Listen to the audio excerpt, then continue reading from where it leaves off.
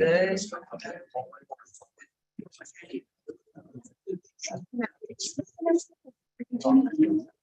I'm sorry. Well, I have one of my purses out. So for now, yeah. Thank you. I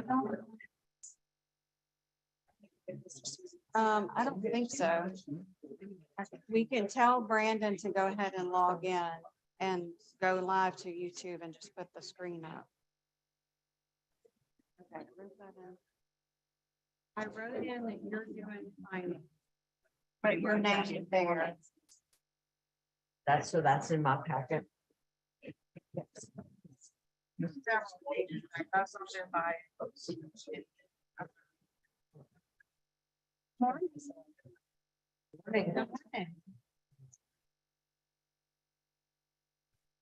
Morning. Good morning. How are you?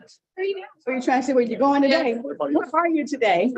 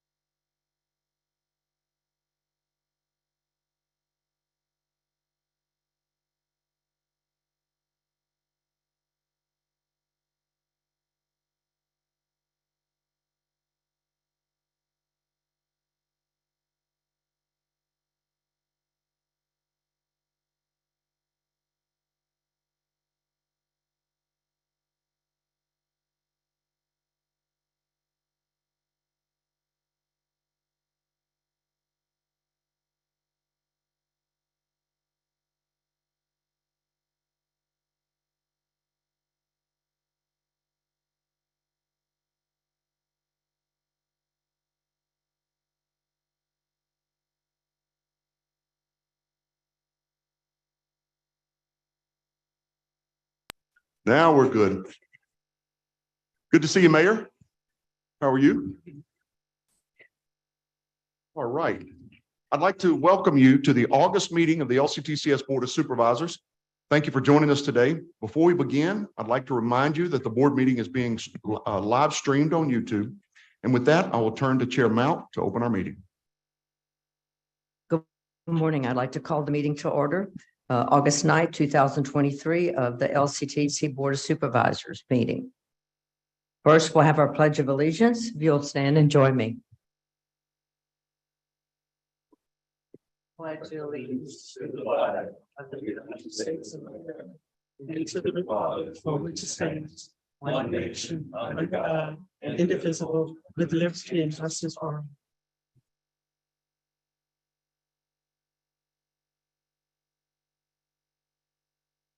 I'd like to invite Mr. Jim Raines to administer the oath of office to our two new board members, Joseph Hollins and Matthew Wood.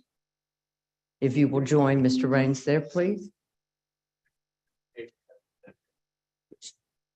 I'm sorry. That's right. A lot shorter today. Yeah, that's right. You look shorter. Jason. It's the new Jim. New and improved.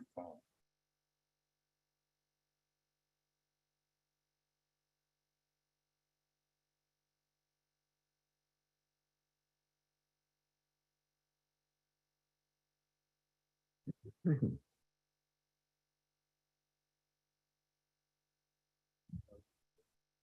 morning. Morning. We'll go over this with each step.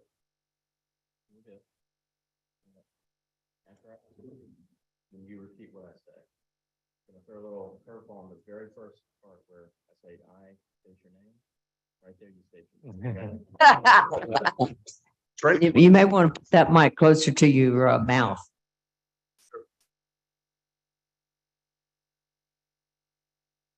I state your name. Joseph Hollins. Matthew Wood. You solemnly swear or affirm.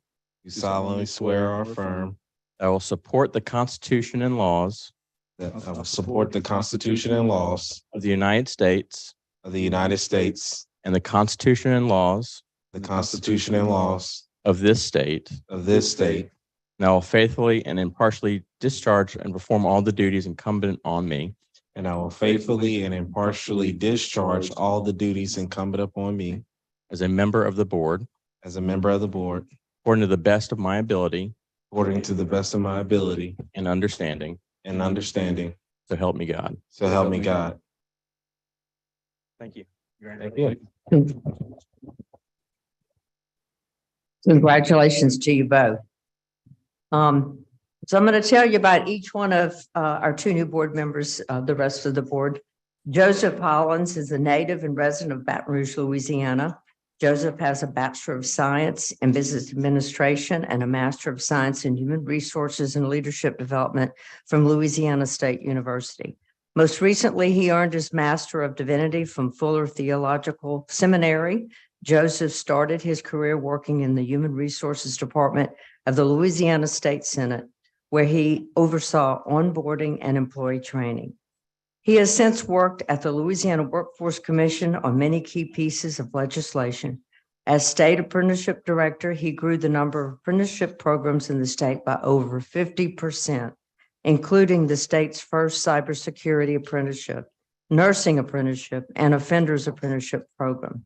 Joseph went on to serve as Special Assistant to Governor John Bel Edwards and was then appointed to the Executive Director of the Louisiana Offshore Terminal Authority, where he has been instrumental in critical oil and gas infrastructure recovery post-Hurricane Ida.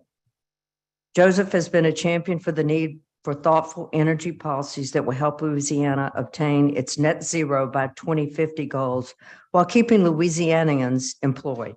In his free time, Joseph enjoys grilling, golfing, watching sports, and spending time with his family.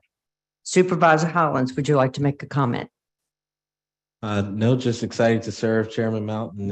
It's a pleasure to be on this board, and I really do care and enjoy the work that LCTCS does. And it's so great to see so many familiar faces from my days at the Workforce Commission. So thank you all. Excited to serve. Excellent. We look forward to working with you. Mr. Matthew Wood is the Louisiana Legislative Political Coordinator for Communications Workers of America and is also the Secretary and Treasurer for the Louisiana AFL-CIO. As a Louisiana Legislative Political Coordinator, Mr. Wood's responsibilities include managing the local day-to-day business and serving as the spokesman and lobbyist for the Communication Workers of America at the Louisiana State Capitol. Mr. Wood became a union member on June 21st, 1999, when he began his career with Bell South. And over the last 24 years, he has served as a job steward, local vice president, and president of Local 3411. Mr. Wood's vision is to invest its next generation networks and high road employers that include real fiber broadband expansions, investing in good, highly skilled union jobs across the Southeast United States to make broadband more accessible to every community, rural and urban. Mr. Wood, Supervisor Wood, would you like to make a comment? Yes, thank you, Chairman. I just want y'all to share with y'all that I grew up in a nice home and had a great career ahead of me, playing some Division I football, and I made some bad decisions. And through vocational education and certifications, I was able to recover and land on my feet. So I was employed by an employer with collective bargaining, and I feel like I owe that. And it's my passion to maybe provide a path for people in the same experiences that I went through. So thank y'all. It's wonderful, great story, and we're certainly proud of you and look forward to working with you, Supervisor Wood. With that said, I would like to call on Ms. Waltrip to conduct roll call to establish our quorum. Sure. Chair Mount is Present. present. Supervisor Jackson is absent. Supervisor Burke is absent. Supervisor Bradford is present. Supervisor Butler McIntyre is present. I'm sorry. Supervisor Hollins Present. is present. Supervisor Johnson is present. Supervisor Lee is present. Supervisor McConduit is present. Supervisor Murphy is present. Supervisor Price is absent. Supervisor Salath is absent. Supervisor Smith is present. Supervisor Toops is present. Supervisor Wood Present. is present. Supervisor Payne Present. is present. Supervisor Zarang is absent. We do have a quorum. Thank you, Ms. Waltrip. Next, is there a motion to approve the August 9th, 2023 meeting agenda? Madam Chair, I also move. All right. Motion by Butler McIntyre, second by Bradford. All right, is there any objection to the motion? Hearing none, that motion passes. Motion to approve the June 14th, 2023 meeting minutes. Is there a motion? All right. Motion by Toops, second by Murphy. Any objection to the motion on the floor? Hearing none, that motion passes. All right, next. All right, that's you. All right, so the staff recommends that the board approve the consent agenda, which consists of agenda items G.1 through G.2. Apologies, Madam Chair. That was the consent agenda consisting of the non-credit program additions as well as a program modification at Bossier Parish Community College for G1 and G2. All right. Is there a motion? All right, is Motion there a by second? McConduit, second by Toops. All right, any objection to the motion? Hearing none, that motion passes. All right. I'd like to introduce Miss Erica Poole, our new coordinator of board services. If you'll stand and recognize you, we're thrilled to have Erica with us. She is taking the place of Sarah Kleinpeter, and we so much look forward to working with you. And for you all to know, Erica is originally a New Orleans gal who's made the Red Stick her home for the last decade. She attended Northwestern State University, where she graduated in business administration and subsequently obtained a master's degree from the University of Louisiana at Monroe. After teaching in the capital city, she traded her beloved expo markers and clipboard to work for Baton Rouge premier parenting resource called Red Stick Mom. She was proud to make invaluable connections for families across the community. She is married to her husband Tyler for 15 years and they share 3 children. She has a love for animals, enjoys good conversation, and can always go for a hot cup of coffee, my kind of gal. She is honored to be a part of LCTC in supporting the Board of Supervisors. So would you like to say a few words?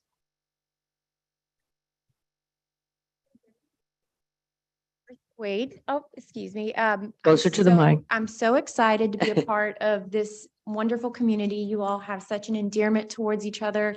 It's going to be my goal to support you and to help you in any way to continue your success. So I'm really happy to be here. Thank you. Excellent. We look forward to working with you and welcome aboard. All right, Dr. Sullivan. Very good. Thank you, Madam Chair. And Erica, welcome to you. We look forward to working with you. And this August board president's report is a big one, but a lot of good stuff going on out there. I want to begin with inviting Neil Aspinwall, our Chancellor at Sewella Technical Community College, along with a couple of guests. We have Mayor Nick Hunter, who is with us today, and as well as Kevin Melton. So with that, I want to start with Chancellor Aspinwall. Oftentimes when we talk about airports and we talk about college campuses, I refer to Sewella as the only college campus in America that does not have a parking problem because it has a tarmac, right? I mean, you just can't, but then comes Neil Aspinwall, who's grown enrollment to a point now where we may need another another tarmac there, Mr. Mayor. So with that, let me turn to Chancellor Aspinwall.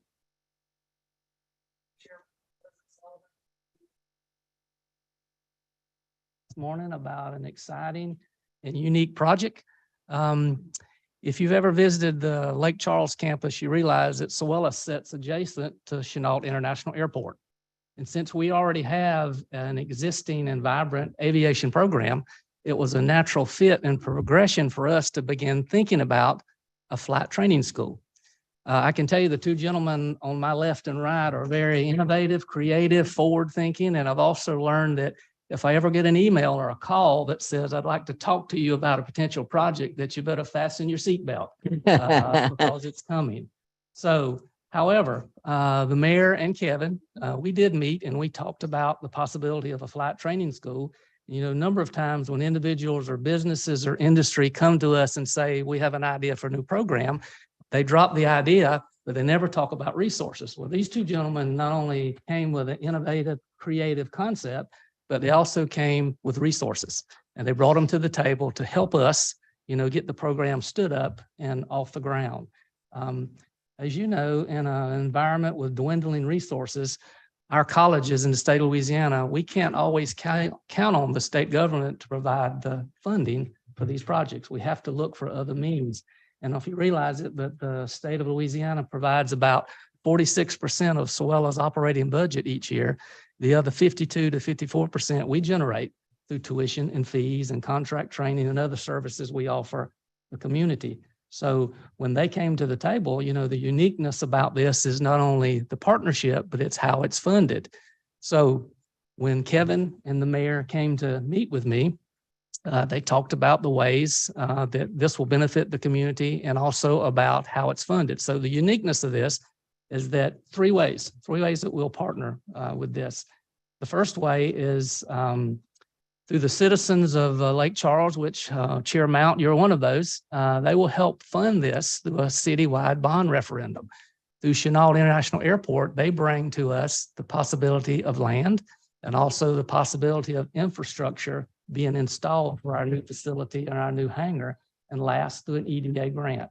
So as you know, many times our public school officials, they have 3 streams of funding, and one of those is taxes, property taxes. Well, that's one of the source of funding that we don't have. So this is unique. It taps into the community who provides direct support for this. So I'm going to stop. I'm going to ask the mayor and Kevin to let the mayor go first to talk about his role in the city of Lake Charles's role in this. And if we can get, I think you're already up there, Mayor. Thank you, Dr. Aspinwall. Chairwoman Mount, the rest of the board, thank you for the audience. I'm honored to be here. Before I get too far, I want to say how much I enjoy working with this gentleman. He thinks outside the box, and he does answer my emails, and he actually follows up after we have the meeting. which is very appreciative Thank and you. I enjoy it. Thank you, Dr. Aspinall. So this is a project, a map of the entire city with the bond proposal. LC Rebound is what we're calling it.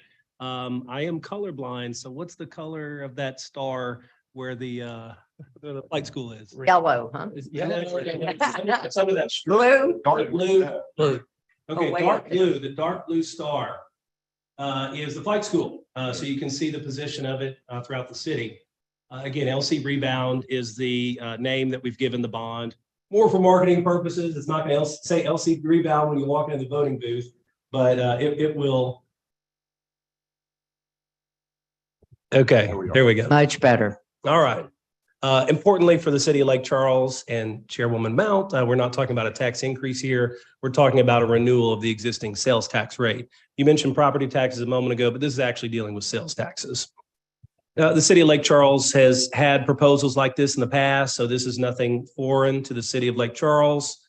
Lots of goals, but I will just tell everybody here that we want people in Lake Charles to want to live there. We want people to want to move there. And kind of as a state of Louisiana, I think we're trying to do more with quality of life to get people that live here to want to live here and stay here, and also get people from outside of our communities to want to move and live here. This is a larger, okay, there we go. So this is the proposal itself.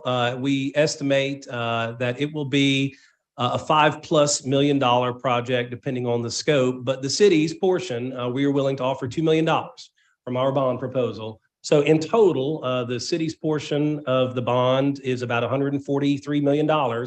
And we have carved out $2 million of that for this flight school. Also, in visiting with EDA and the regional administrator, he was in Lake Charles recently. And I don't mind saying this publicly. He asked me, he said, Nick, we have some disaster money that's coming down. We'd really like to see some in Lake Charles. What's your priority? We told them that this project was our priority. So we are cautiously optimistic that that EDA grant is going to be successful. Again, I mentioned the dollar amounts of the total bond. And I will end with this just because it's, I find it interesting. Chairwoman Mount and other locals might find it interesting.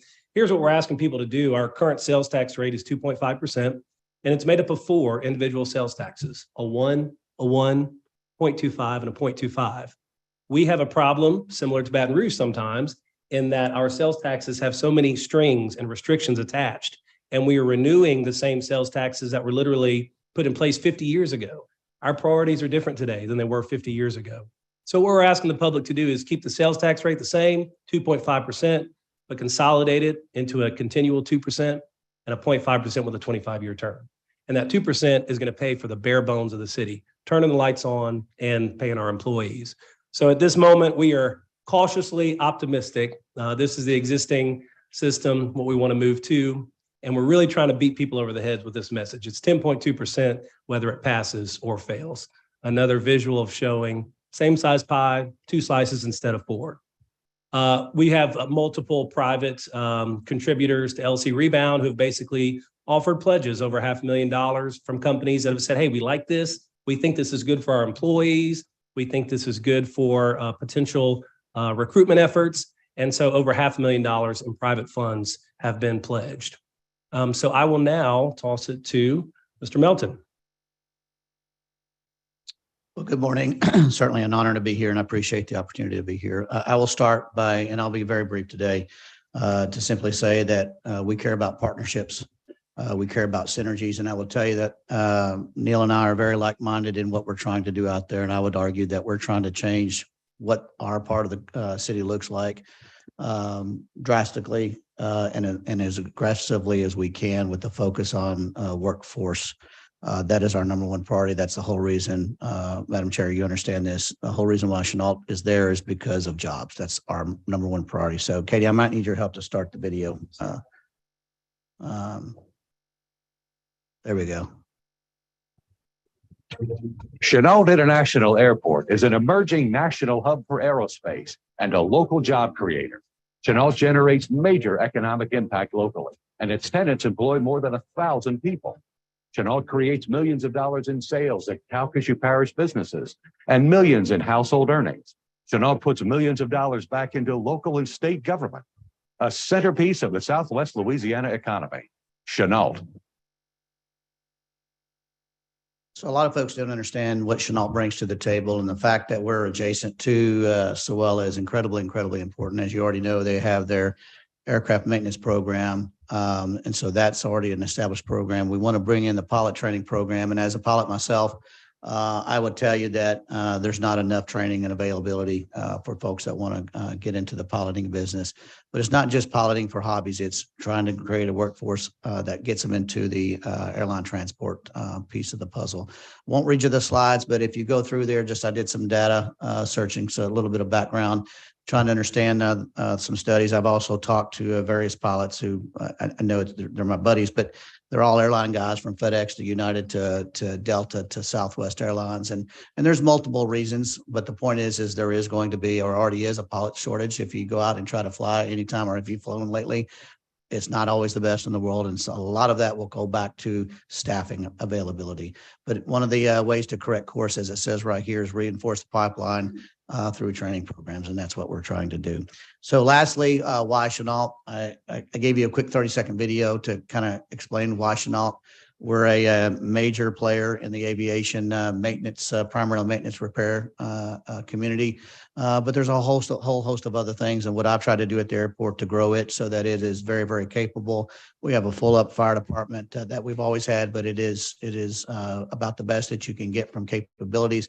I have created my own security program where there was none before. So we are growing the airport and making it look like a very formidable player in the aviation community. And lastly, the last couple of slides will tell you right now the good work that we're doing. And it's not about Chenault, but it's about what Chenault can bring to this opportunity. So I highly encourage you to be supportive of this. We are supportive of it. We're coming in, we're rolling out the red carpet for Sewella because it makes sense to do it. So we do appreciate your support. Great presentation. And I think, Chancellor, back to your original point, this is different because it's local communities dedicating taxpayer dollars to colleges. That's something that many of you in the audience have worked in institutions that have that local connection. It makes magic. That's what you're about to do here. And I'm just impressed with the leadership, Mr. Mayor, certainly impressed with the work that is going on at Chenault. But I do have a quick question for you.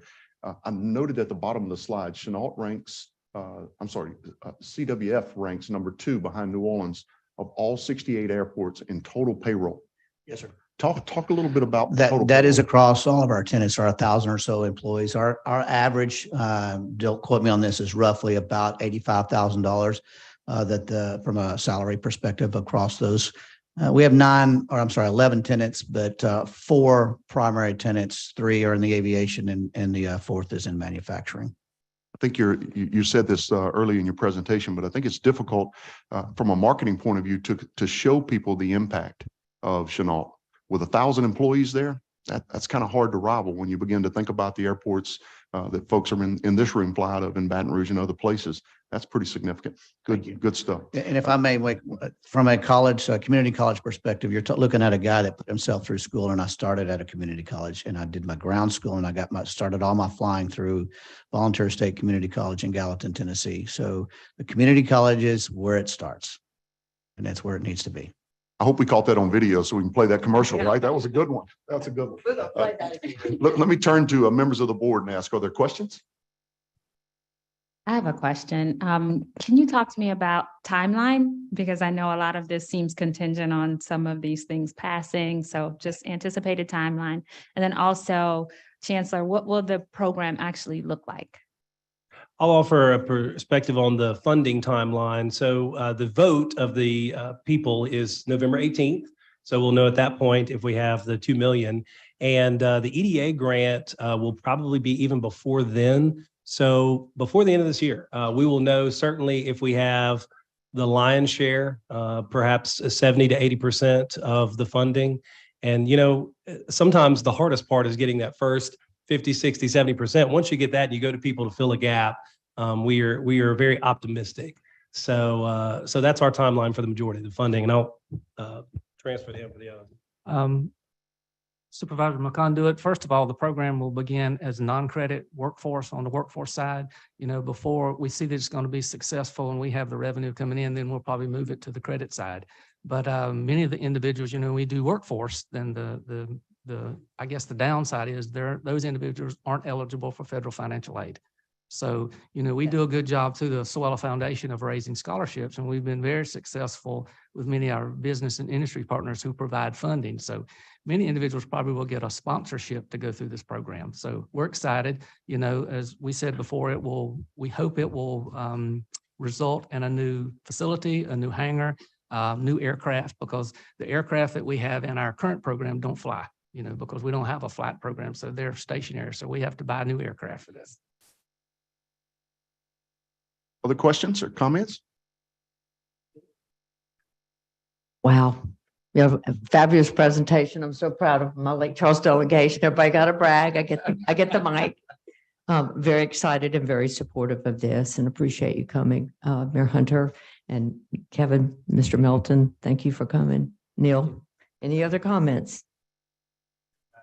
Madam Chair, if I may, I'd like to suggest that this would be an appropriate time for us to take a couple of items out of order today. Let's do that. I would like to, on point of personal privilege, I'd like to ask that the board address items J4 and J5 for consideration at this time, and I will read those recommendations. Yeah. Don't leave yet. Assuming I can get to the page number, right? Here we are.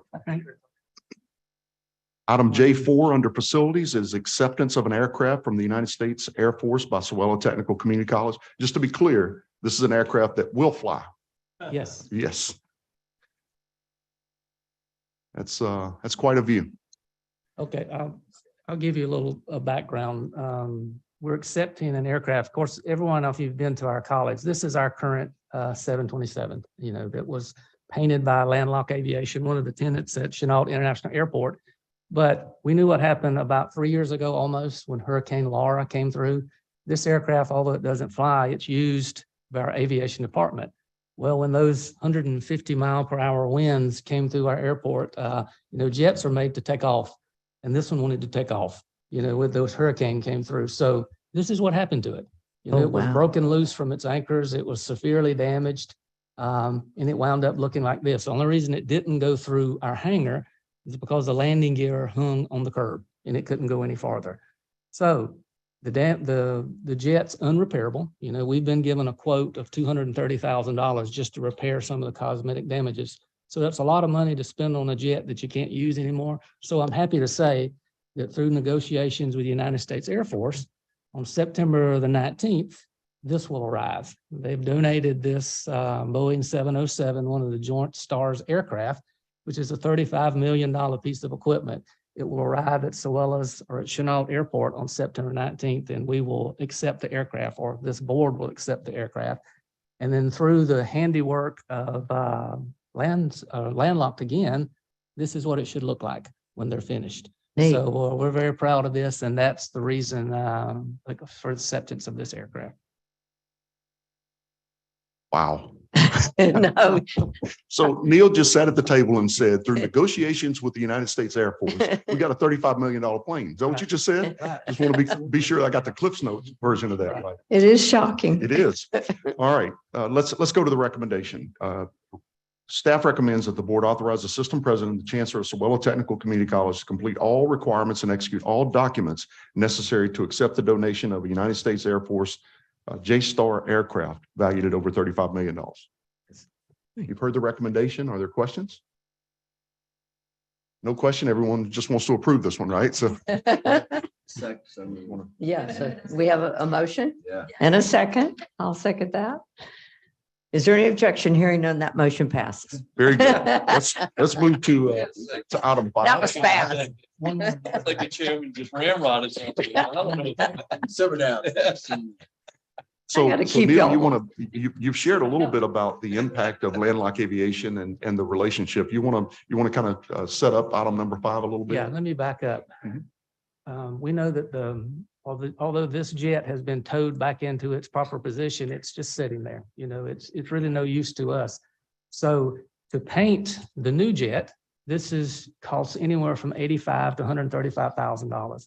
So what Landlocked has asked us to do is, will you allow us to take this jet to our facility and use it as a training tool to train the painters and the refinishers, who some of those may be Sewella students.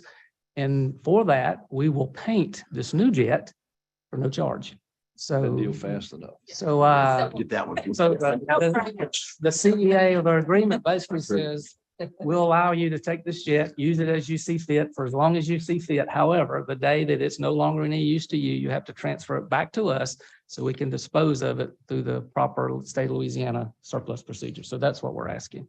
So Neil, somewhere along the way in the midst of all of this discussion, you shared with us a picture, an aerial picture of a parking lot, maybe is a way I would think of it, of aircraft that the United States Air Force has. It is incredible, the assets that are out there. And we thank you for reaching into the United States Air Force and making something like this happen. It's going to change lives. I know it's going to have an impact on the broader region, both the airport as well as the city. So with that, let me read the recommendation. Item J5, reading cooperative endeavor agreement between Sewella Technical Community College and Landlock Aviation. Recommendation reads, staff recommends that the board authorize the system president and the chancellor of Sewella Technical Community College to complete all requirements and execute all documents necessary to execute a cooperative endeavor agreement with Landlock Aviation to transfer a damaged Boeing 727 to Landlock Aviation. All right, the chair will entertain a motion. Motion by McConaughey. Second. Second by. Any Bowden. objection? Hearing none, the motion passes. Congratulations. And Congratulations and thank you all so much for your hard work, and a round of applause.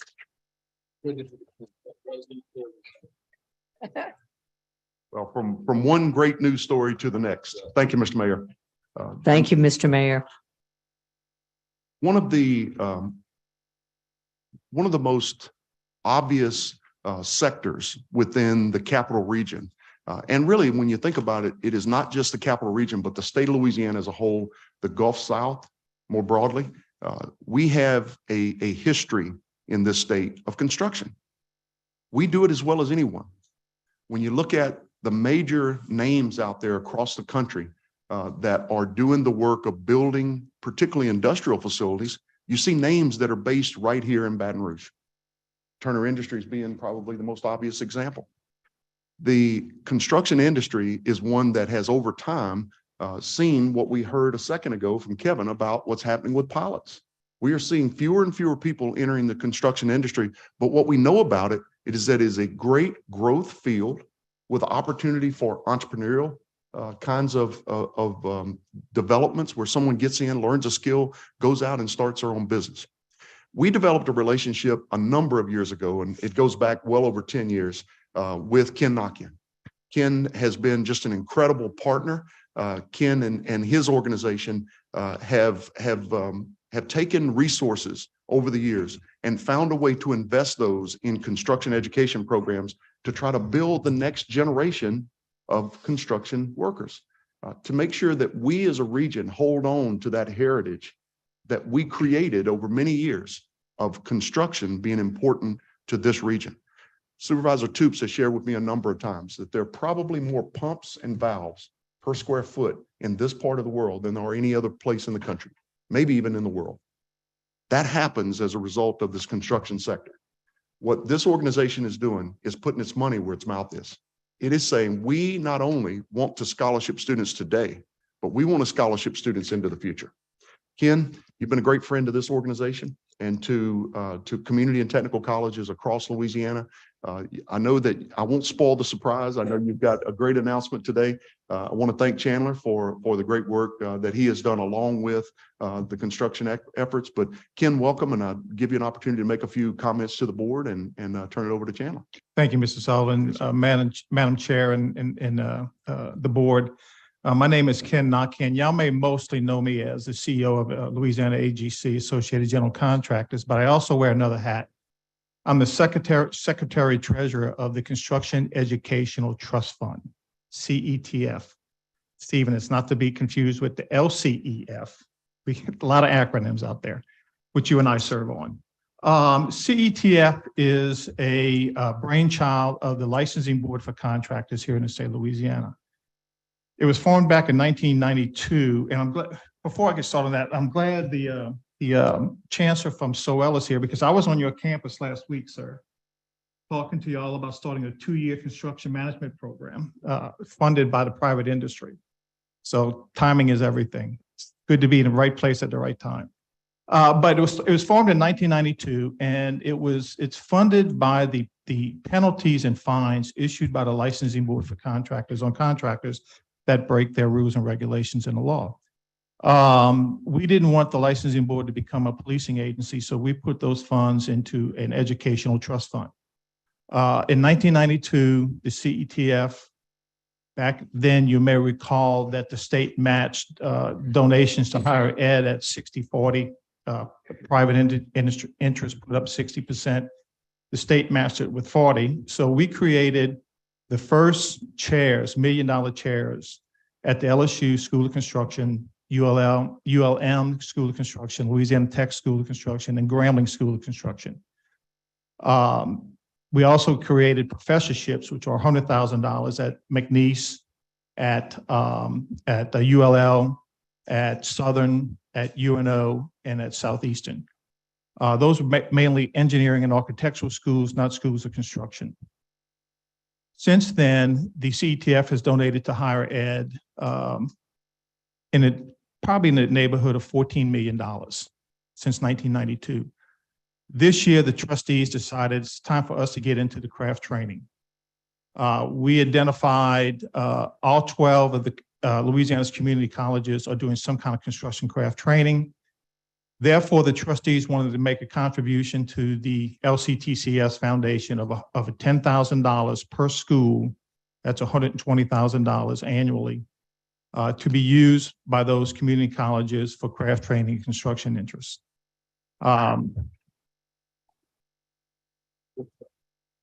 We gave Tori the check last week, so I think it's already collecting interest. What we're really excited about is that under y'all's format, this $120,000 can be leveraged 4 times, matched by the community college and matched by other interests, to each school a $40,000 contribution. We're real happy to do that. And just to let you know also, that for the first time, the CETF has identified 8 high school districts that have a career center, not individual high schools that are doing craft training, but career centers that are doing craft training. Caddo, Orleans, Lafayette, Ascension, through ABC. Matter of fact, Stephen, we gave ABC a $25,000 check last week for what they do with the Ascension Parish school, the school system and the high school students that want to go learn craft training.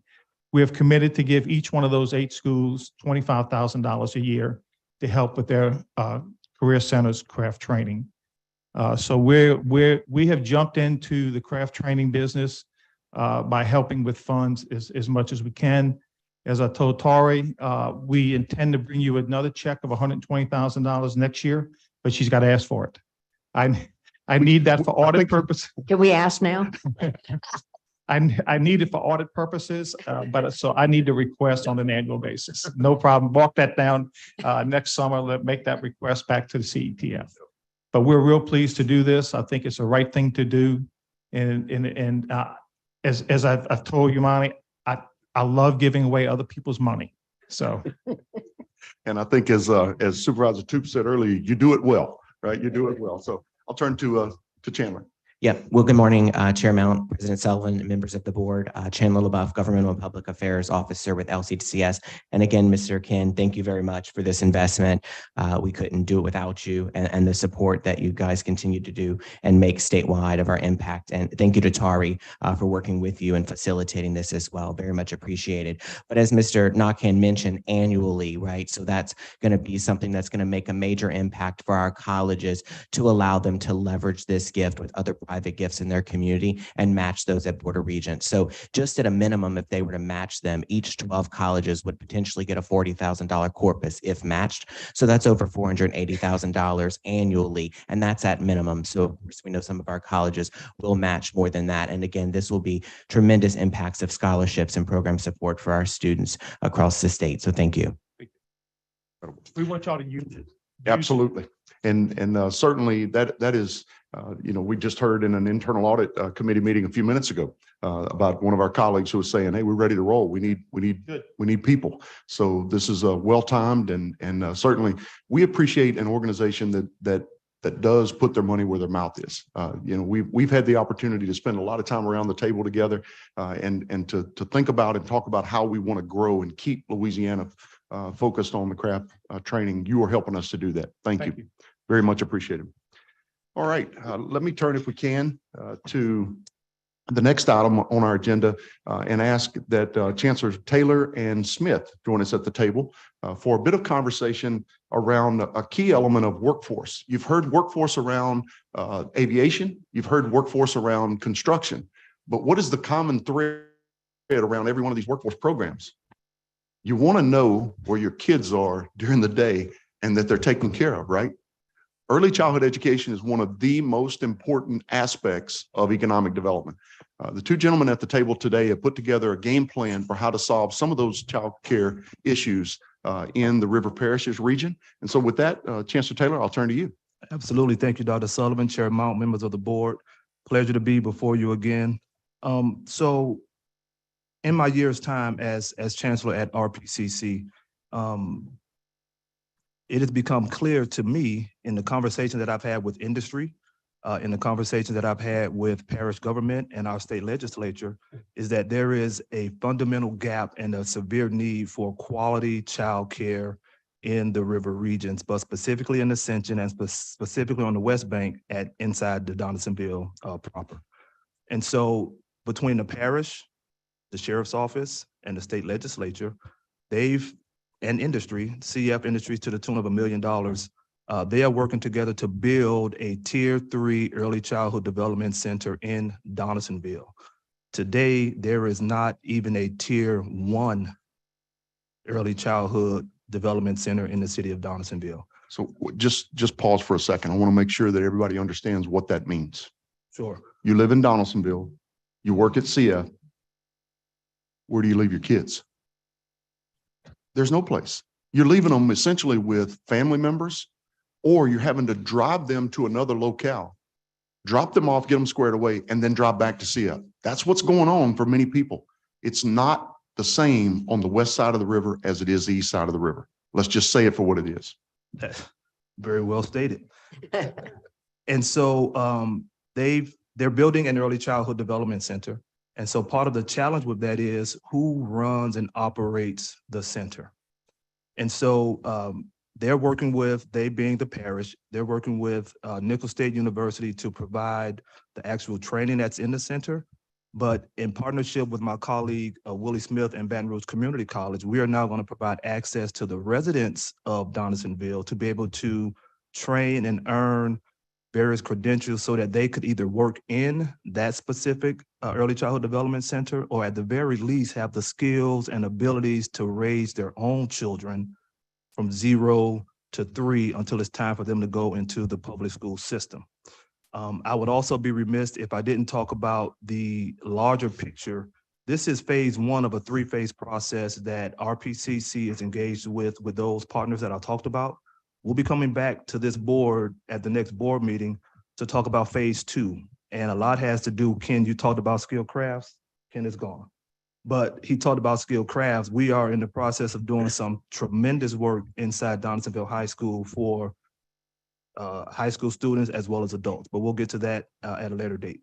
So I reached out to Dr. Smith and I said, Dr. Smith, how can we work with you and your team to ensure that the residents of Donaldsonville have access to their CDYC program, the Care and Development of Young Children? 2-year program. There are 3 different exit points. Those exit points are the TD for Care and Development, the CTS for Child Care Teacher, and then the associate's degree. TD is Technical Diploma. CTS is a Certificate of Technical Studies, and then of course, the associate's degree. And I gotta be honest, I reached out to Dr. Smith and he put his folks in touch with my folks. So I gotta give a huge shout out to Aaron Blake at RPCC, Dr. Sarah Barlow at BRCC, and Rep Poche for working together to figure out what this looks like. And in short, a student will enroll at RPCC in those general education courses on the front end, either online or in person. And then they will have seamless transfer over to to BRCC to take the next level programs so that they can earn those other credentials that I talked about. I think it's a win-win for the students and the community and a win-win for the effort that we're trying to provide access to early childhood development programs.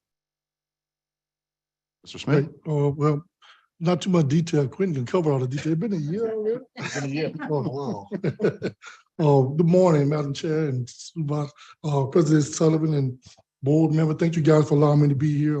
When Quentin called me about this initially, when I had a conversation with him, Monday, you may remember this. We had got out of the child care business at my former institution at SLCC. And part of that because it wasn't high demand, high wage. And so we had a discussion about his program, and certainly he wanted to make sure we would provide access to a community that was distressed, a community that they didn't have any child care services there. And so without any frown upon not working with Quentin, but certainly to make sure we can provide access.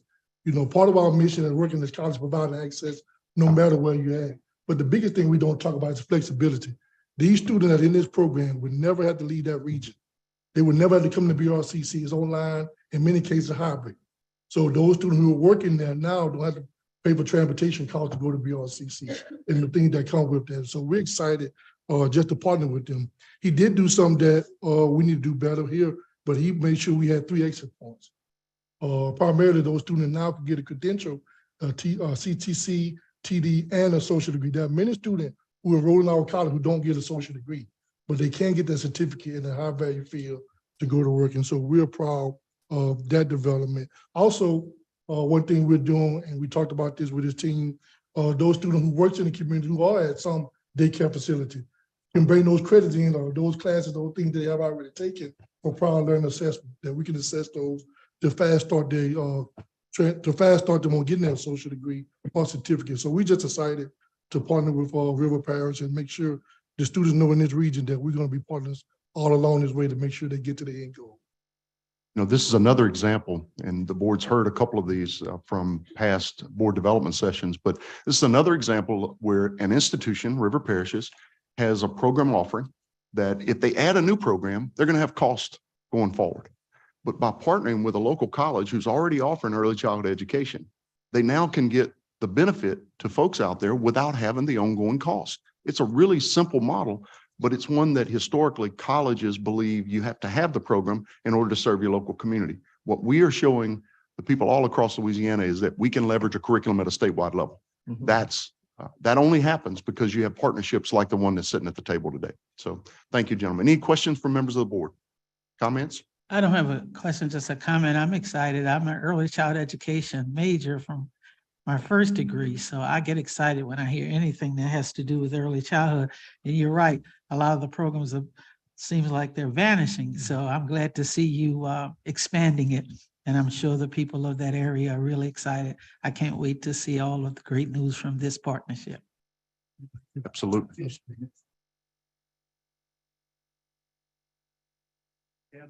Your mic needs to. There we go. Chancellor Smith talked about wages, and that is a real concern in the early childhood development space. And so to their credit, between CF and parish government and some funding from the legislature, they're going to up the pay for people working in that specific child care center. Excellent. Excellent. All right, so that is something that I'd be remiss if I didn't say.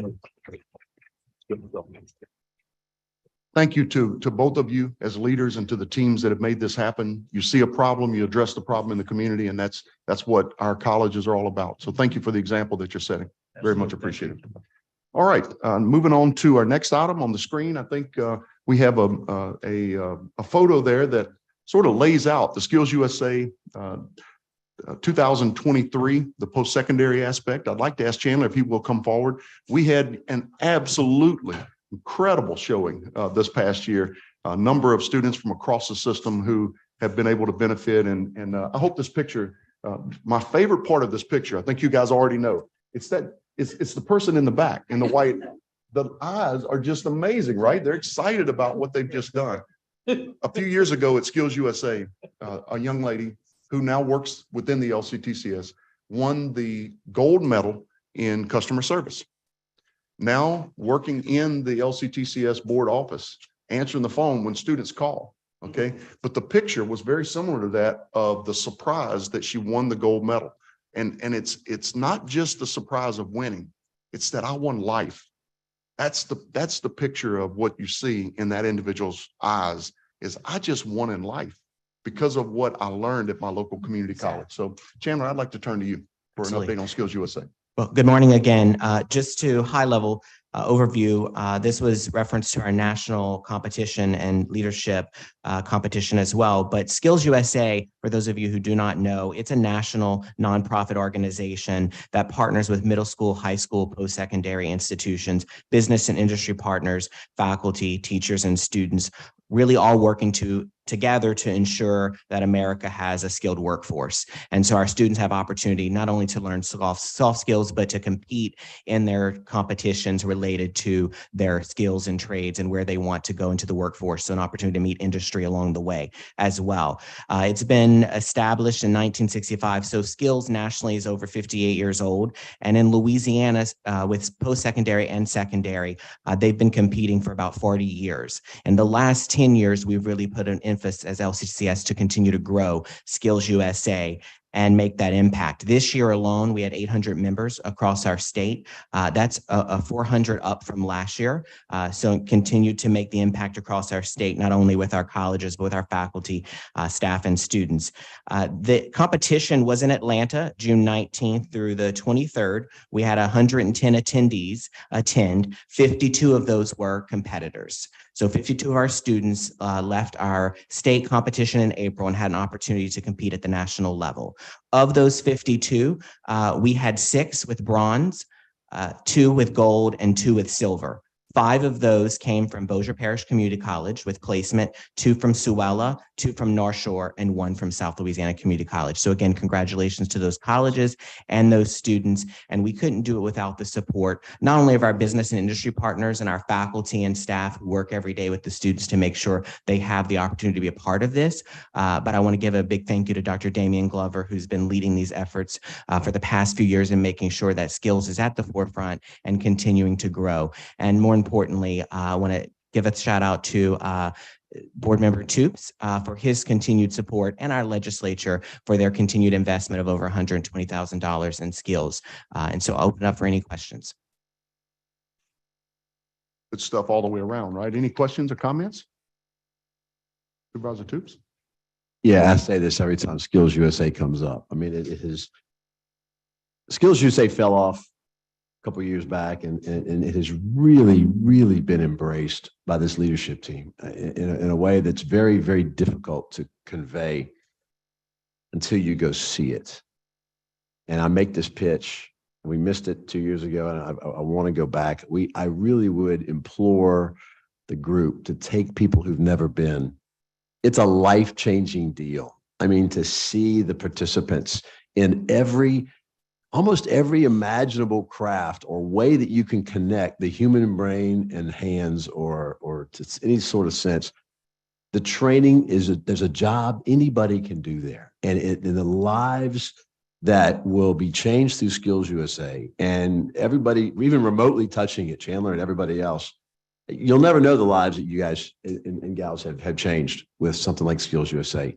It's an amazing, impactful deal. Credit to the legislature, credit to Paula Davis, who just qualified for her final tenure at the legislature. She spearheaded this a year ago when she didn't really understand what Skills USA is, led with a vote of faith and credit on this system and their leadership, got some funding to support it, quadrupled that money this year from the legislature to just make the resources available for whatever the school needs for it. So if you haven't been to see it, it's a life-changing deal to see in person. There's no way I or Monty or anybody can convey to you what it is. I hope you can see it. I hope we can get maybe videos of it back for people. But I say this every time. This group will never know the lives that they changed. Kudos, great work. Thank you, Chandler, for bringing it up. Thank you so much. Good stuff all the way around. I will just mention to you that it's the incredible feat that it is each year that they put on Skills USA to run enough electricity to run 60 welding machines at once in a convention center. ventilation, right? Think about all that they're doing. Culinary. I mean, it is incredible to see the logistics behind this. But here's the thing that, if you can go back to the picture, if you don't mind, the Skills USA picture, the thing that always gets me, every time I've been to one of these, you see at least one individual that you know sat in the parking lot in their car, if they had one, maybe on their bike, and had to question whether they belonged in college. And they developed their skill, they developed their craft, they went out and they won a gold medal at the state level, competed at the national level, and what they know is they are one of the best in America at what they do. And for most of them, it's the only time in life that they have been able to say, I'm the best. It's the only time in life where they felt like they're going to succeed. And when you walk away from it, what you get from those students is a sense of contagion. I mean, they are so excited to get home and to jump into that career. If you're hiring and you're hiring people with skills, if you don't go to Skills USA, you're missing completely. You need to be at that location. Final part of the story, Paula Davis comes to me on the last day when the budget is being heard on the House floor. I'm in the upstairs portion. She runs up the stairs, grabs me by the arm and says, come with me. I want to show you it's in the budget. Skills USA is that important to Paula Davis. There are 1,000 different things that she could have picked to put the dollar behind, but she chose this one because she heard it from the students. I just want you to know the work you're doing to stand up these programs is incredibly impactful for the individuals that you're serving, but for generations to come. Very much appreciated. And Supervisor Toops, thank you for all of the great work in supporting these efforts. All right, let's turn our attention to the college updates very quickly. We're going to start with one that is still just out of this world almost. I think I see Chancellor Tenney hiding back there. There she is. Voyage Mark is complete. And you might ask, what is Voyage Mark? The highly anticipated outdoor walking exhibit of the solar system to scale spans the Nunez campus. Jobs for the Future is trying to coordinate an event on the Nunez campus that will host the National Space Council at Nunez Community College. Think about that. Pretty cool. Once a date is confirmed, we certainly will let the board know. There is a ribbon cutting that has been scheduled for Voyage Mark to coincide with the Nunez hosting Jobs for the Future for that National Space Council, which is tentatively set for September 6th. So we'll do our best to get that information out to you. Should be an incredible event. If you happen to find yourself in Chalmette, you got to stop and see this. I'm telling you, incredible. Next, we'll turn to South Louisiana Community College, who's the recipient of a DRA grant, the Delta Regional Authority, grant, supporting communities and workforce pipelines through skilled training in the manufacturing sector, about $420,000. So congratulations to the SLCC team on this incredible work there. At Fletcher Technical Community College, can I have Chancellor Strickland please stand? You know I'm going to embarrass you, right? Chancellor Strickland was awarded the International Athena Award from the Women's Business Alliance Bayou chapter. It doesn't get much better than that when the business community says, great work and great leadership on your part, Chancellor, to be the person out there that responds to business. They know you respond, and that's why they're willing to say, this is the person that we hold up. So thank you for your great work there. Two quick items at Louisiana Delta. Delta was selected as one of 15 colleges nationwide to participate in the Community College Workforce Transformation and Implementation Cohort. Remember, we talked about Workforce Pell almost ad nauseum, right? All of our institutions are going through processes where we need to implement. And so Louisiana Delta will be that institution that will represent our system and so many others across the country as we see that process unfold. And in addition to that, you've heard about the teacher apprenticeship program that is ongoing at Louisiana Delta. That program is launched, the pilot, this fall semester. Really excited about the work that Chancellor Esters and Ashley Ellis have done on this program, particularly in close work with State Superintendent Kate Brumley. Final item I have for you is from Bossier Parish Community College, where the college has recently unveiled the newest and most advanced patient simulator in the state. HOW uses artificial intelligence and conversation speech to provide nursing and other allied health students with even more realistic scenarios from which to learn. In addition, I would note that the Bossier Parish Community College nursing program had a 100% passage rate on the NCLEX this past year. So congratulations. Folks, there are 100 other items that I could cover from around the colleges. Those are just a few, a sampling of all the great work that our colleges are doing. But thank you to the team out there for the tremendous work. At this point, I'd like to shift gears a bit and move to our board development session. This is, in fact, really a story of the success of our colleges.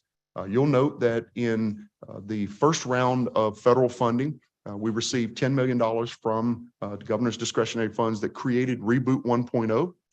We then, in the past two legislative sessions ago, picked up an additional $10 million for Reboot 2.0, an additional $10 million for broadband training, and an additional $25 million for specific training in the healthcare space. So when you put all of those together, we wanted to ask the question, what the heck did we do with the money?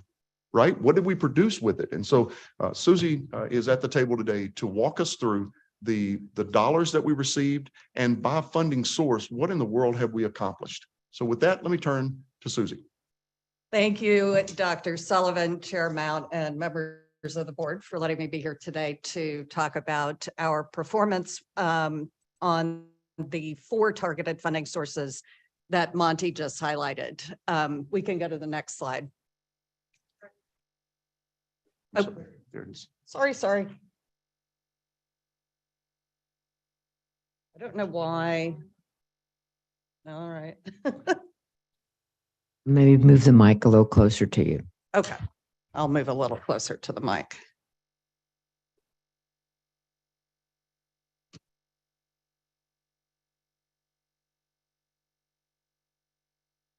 My apologies.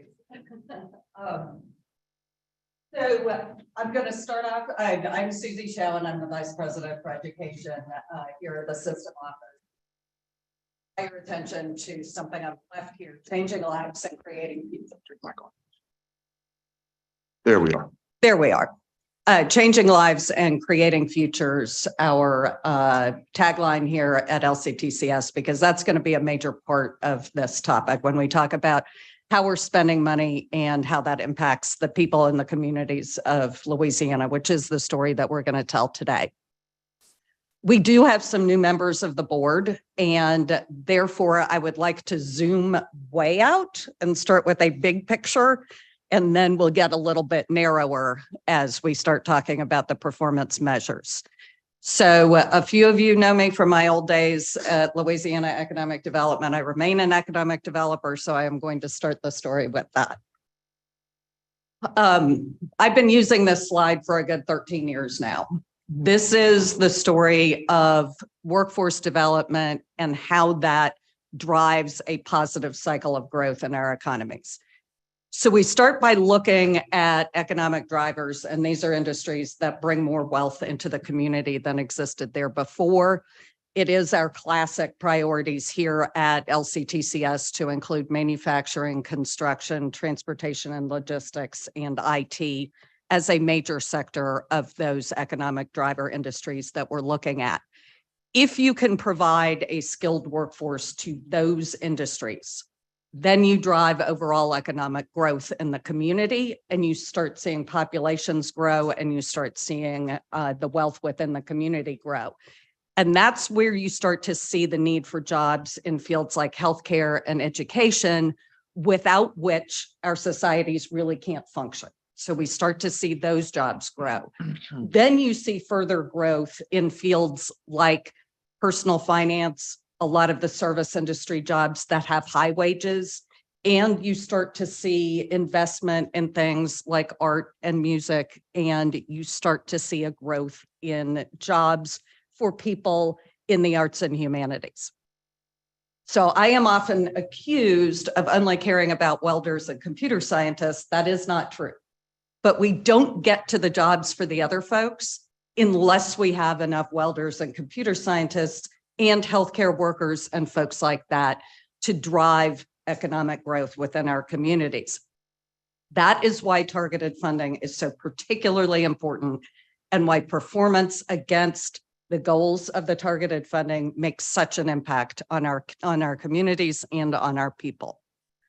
So let's talk about the other side of that, the people. We talked about the need to supply the skilled workforce to our economic drivers in fields like healthcare. but we want to talk about the impact that that really has on our people. At LCTCS right now, we are celebrating our 25th anniversary. We're not babies anymore. We're adults. We are old enough to vote. We're old enough to drink. We are old enough to run for office. It is time that we start messaging ourselves in a way that really reflects what we do and our impact on the communities. Dr. Sullivan has recently been asked to lead the organization Rebuilding America's Middle Class. And that's what we're really talking about here. We're talking about social mobility and moving our folks into the type of financial position that reduces stress, allows them to raise their families in healthy and sustainable ways. And we are looking at ways to better message that at LCTCS. So there will be future updates, but I wanted to let you know that that's the direction that we're going. It is no surprise to anybody that we're in the midst of a major workforce challenge. There's a lot of data that I could quote to you and do frequently, and I'm happy to have some deeper discussions about things like unemployment rates and workforce participation rates and so on, that really illustrate the opportunity that we have right now to bring people into the middle class, to raise their social status up a notch or two. But I'm not going to get into that too much right now. I'm going to talk about what LCTCS is doing to address that workforce challenge using these targeted funding sources, and then give you some results that illustrate the impact. So we have done a major expansion and retargeting of our programs. So we've been using these funding sources to help move our programming in a direction where it is more focused on areas of real economic impact, both to the community and to the individual. We've been working with our regional partners, like our economic development organizations, workforce development boards, and other partners, obviously business and industry partners around the state, to make sure that we are choosing the right targets. And that's going to be different around the state. Our manufacturing programs in Shreveport do not look the same as they do in Chalmette. So we've been targeting these programs, but working regionally to make sure they're really meeting the needs of our industry partners and providing that pathway to employment to the people with whom we work. The most exciting thing about our deployment of these targeted funding sources to me is that we are truly outcomes-based. The way that we have focused these funds is we are providing the money to the colleges at the point that the student completes. If they need a license, it's at the point that they get the license. It is not about enrollments. It's not about perceived academic rigor. It is about results. It's about achieving that license, achieving that credential that is going to get you the job. Many of these credentials are short-term programs that do not necessarily have academic credit associated with them. But if that's going to get somebody to the job, that's what they need. It's the quickest, least expensive way for them to get that upward mobility that they are seeking. I'm going to talk very briefly about the types of funding. This is intended to give you a big picture. I'm not going to go into a lot of detail here, but there are really two types of funding for higher education. There's student financial aid, which goes to the individual, and then there's institutional support, which goes to the college. They are very distinct, and we need both. When we are talking today about the targeted funding sources, the targeted funding source that we are looking at in the student financial aid bucket is the MJ Foster Promise program.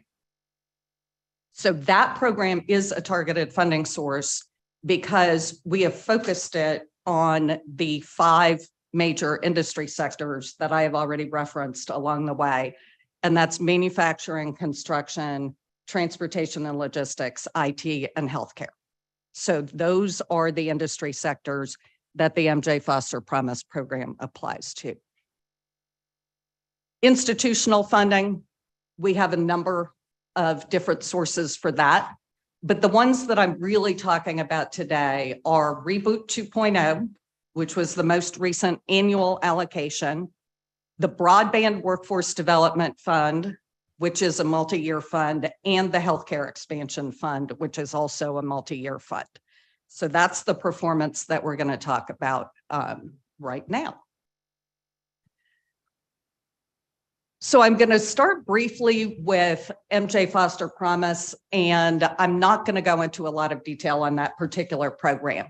We recently worked on legislation with Senator Sharon Hewitt in the past session to make some modifications to MJ Foster Promise that we feel really confident are going to allow us to release a lot more funds more quickly to our students at the point where they need those funds. So we'll have a lot more extensive updates on that program as we move forward with those changes in mind. I want to talk about healthcare next. With our healthcare fund, we have 3 years of targets. Our first year target was to look at our base of what we produced last year and increase that by 50%. 50%. That's a big, big increase. We gave ourselves a stretch goal of 59% by working with each of the colleges, and I am very proud to tell you today that we hit it. So we reached that stretch goal. We just increased the number of healthcare completers in 1 year by almost 60%. I want to give, yes, that's all.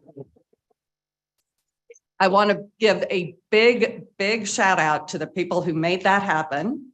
Wendy Palermo, who you all know who works at the system office, led the charge. And those nursing deans and those chancellors and everybody else at the colleges came together to make this happen. And it wasn't just the nursing programs that were involved. They had to get involvement from everybody else at the institution to really make something like that happen. We are very proud of that number. Broadband. We have been working really extensively around the state to support the federally funded broadband expansion that's happening here now.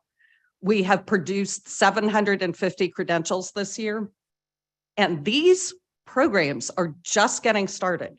A whole lot of these programs are brand new this year and have involved extensive partnerships with the folks who have received that federal funding in order to do the work around the state.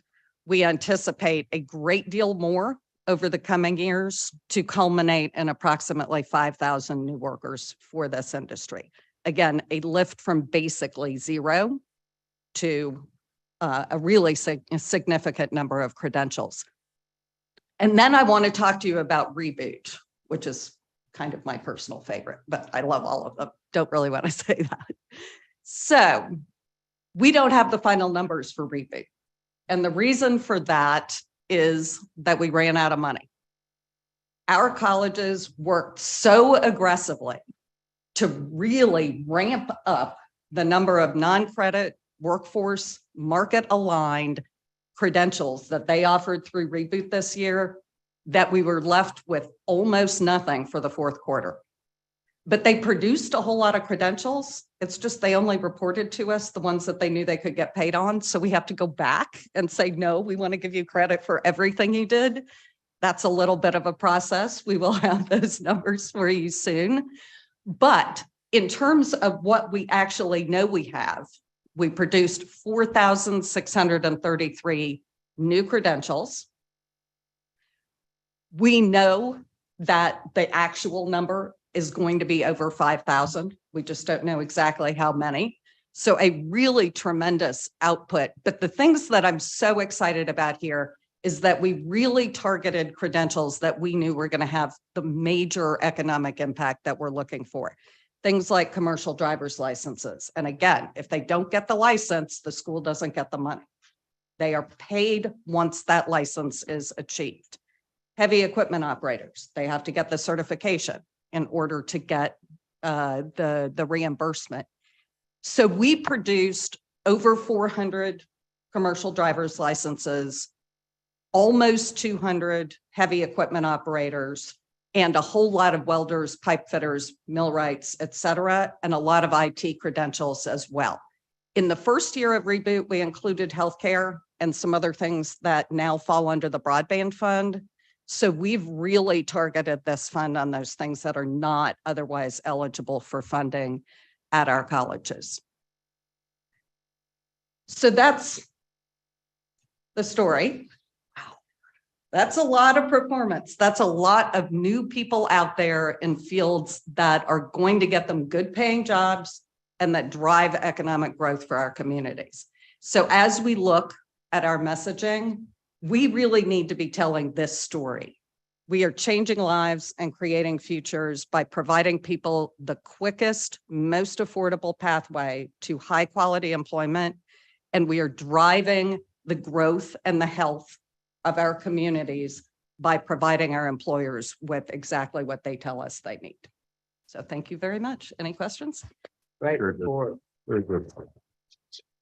Susie, if we can, I want to focus in just a bit on the Reboot numbers and just for the sake of the board, so that you can look at the commercial vehicle operation numbers, fourfold increase. Let's just assume we had about 100 graduates last year, 400 this year. Every time you produce a new CDL driver, you have jobs available in the market. I think we all agree on that.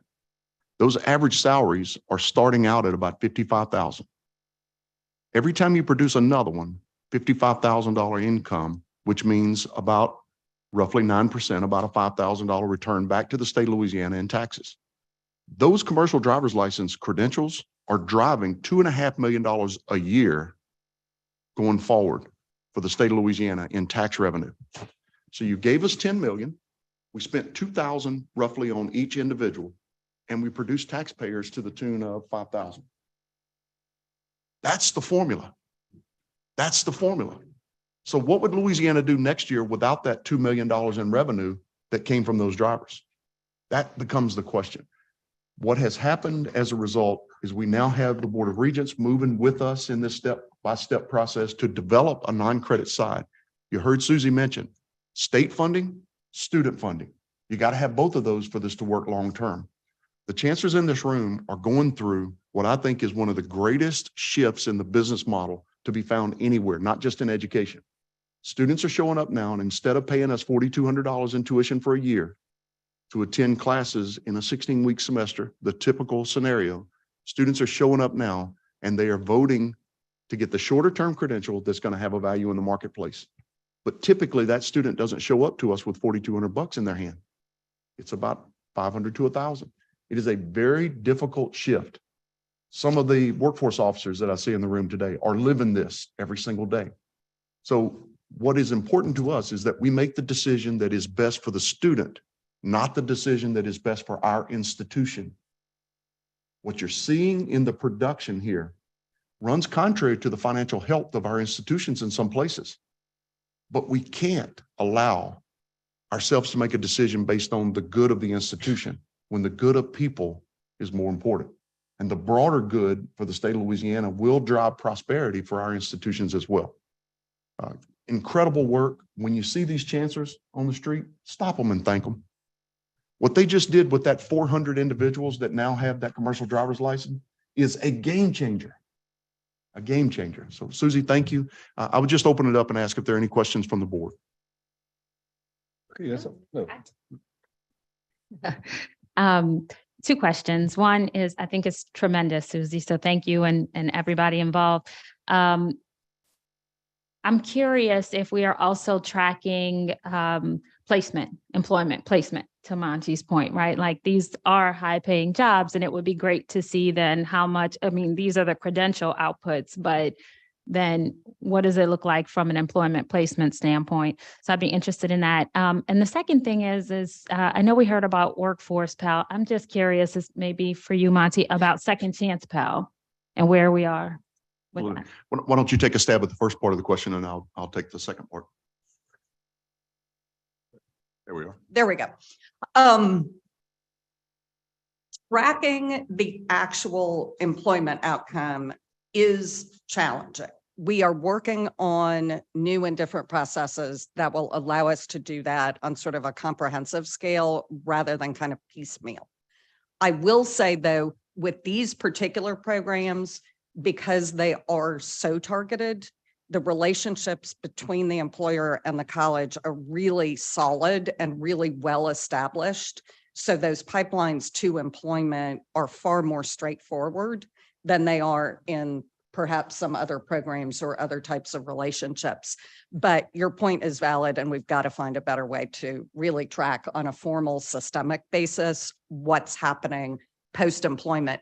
I'm going to add something really quickly to that also, which is also in the most recent session, there was a bill passed to establish a data center at the Kathleen Blanco Center at UL Lafayette under the oversight of Stephen Barnes, which many of you may know from his role on the Revenue Estimating Conference and some other work that he's done around the state.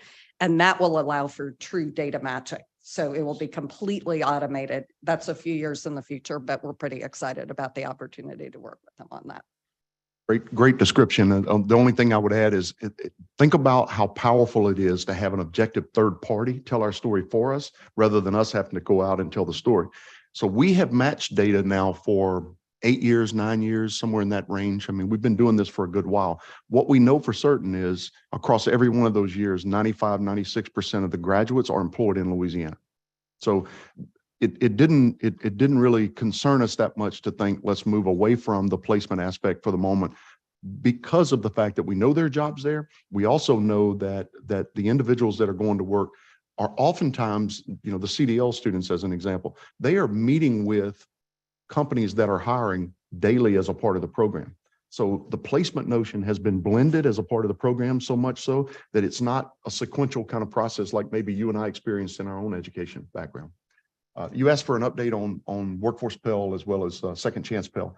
A quick update on Workforce Pell. We had a great meeting, Chandler and I did yesterday with Senator Cassidy's staff. You may be aware that Senator Cassidy is the ranking minority member on the Help Committee, where Bernie Sanders is the chair of the Help Committee. Thursday was a week ago. We had a markup prepared for the Jobs Act, which is the Tim Kaine version of the Workforce Pell bill. There were some misgivings between the two sides about markup language and providing feedback from the minority side and incorporating that into the initial markup. It didn't happen. They canceled the markup. The good news is that we have both a Republican and Democratic or both sides of the aisle are supportive of this one. You have a House version, you have a Senate version. Everybody agrees it's a good idea, but it's how. And so I think we're headed in a good direction now. I think probably in the next, I would say 3 to 4 months, maybe sometime in the December, January timeframe, we could very well be looking at a signing by the president. That would be a complete game changer for this discussion. As it relates to Second Chance Pell is a bill that was reenacted after about the early 1980s. We, for whatever reason, decided as a nation that the Pell Grant, the primary means by which we provide an education to the people in this country, would not be available to those who had been incarcerated in either federal or state prisons. That was reversed, as you're aware, a couple of years ago, a huge change in policy, but it also indicates a change in what is expected while someone is incarcerated. I think that's a really important point for us not to lose along the way. Second Chance Pell is being implemented right now as we speak. This fall semester is the first time that you really begin to see that blown wide open. I will tell you that the financial aid directors in many of our institutions are saying, let's take this slow because we don't want to mess up. We don't want to do anything that's going to go take us backward from a policy point of view. We have 3 colleges out there that are doing a really nice job. North Shore comes to mind as one that is doing a good bit of this work now. I think Delta as well. So we have already stood up those Second Chance Pell sites. We anticipate fall of 2024 having all 12 colleges ready to do Second Chance Pell. I'm sorry for the long answer, but that's No, thank you. I appreciate that. Any other questions? Yeah, my question is going to sound basic, but I'm sure it's very complicated. So with these, particularly the 3 programs that you reviewed, at the end of the day, what's the cost to the student? I mean, is it zero or is it, I'm sure it must vary among these programs because this outline here touches a variety of programs, but at the end of the day, do students get this education for free? Not necessarily, but in some cases they do. So yes, the answer is I knew it wasn't super gonna be complicated. straightforward. I know. I mean, we've got nursing programs under the healthcare bucket here, but we also have, some fiber optic splicing programs that take a couple of weeks, right? So it's going to vary a lot. I should also stress that we gave the colleges a great deal of flexibility on exactly how they would deploy these funds. So they had the discretion to reduce tuition costs pretty dramatically to zero if they chose to. But if they felt like the major obstacle to being able to produce more CDLs is going out and buying a truck, they can go out and buy a truck. So we tried not to be prescriptive with the way that we directed our colleges on the expenditures. We were focused on rewarding the outcomes and letting them find their pathway. Well, to I think Dr. Sutherland's comment a second ago is a student shows up and the cost for the school, the particular course is $4,200. They got $500 in the pocket. That is extremely common, right? Everybody. And I appreciate your answer. I appreciate the flexibility that you just got, which is really a nice way to do it. But again, tuition certainly is the first problem that students have walking through the door for many of the folks that we're trying to lift up, quite frankly. Well, and to your point, which is extremely important. I mean, this really is like, if we're talking about moving people upward in terms of their income, we need to be able to recognize that they're coming to us in a certain place. MJ Foster Promise can be used to support non-credit programs as well as credit programs. So folks who are in need absolutely have access to the financial aid portion there. But it is also true that a great deal of the institutional funding that we've provided through all three of these programs did go to reducing tuition costs. And it illustrates the importance of ongoing and recurring funding of that type, because that's what allows us to reduce the cost for non-credit programs as well as the credit programs. And I would just, again, I like the idea of providing flexibility to our institutions. I'm usually very supportive of that, but consider this is a significant amount of money that we've been allocated from various resources in the last couple of years. It's a pretty good pile of money. I would say if someone hasn't included tuition assistance or tuition reduction as part of their proposal, I mean, that's something I would frankly question. That ought to be a part of what you're doing.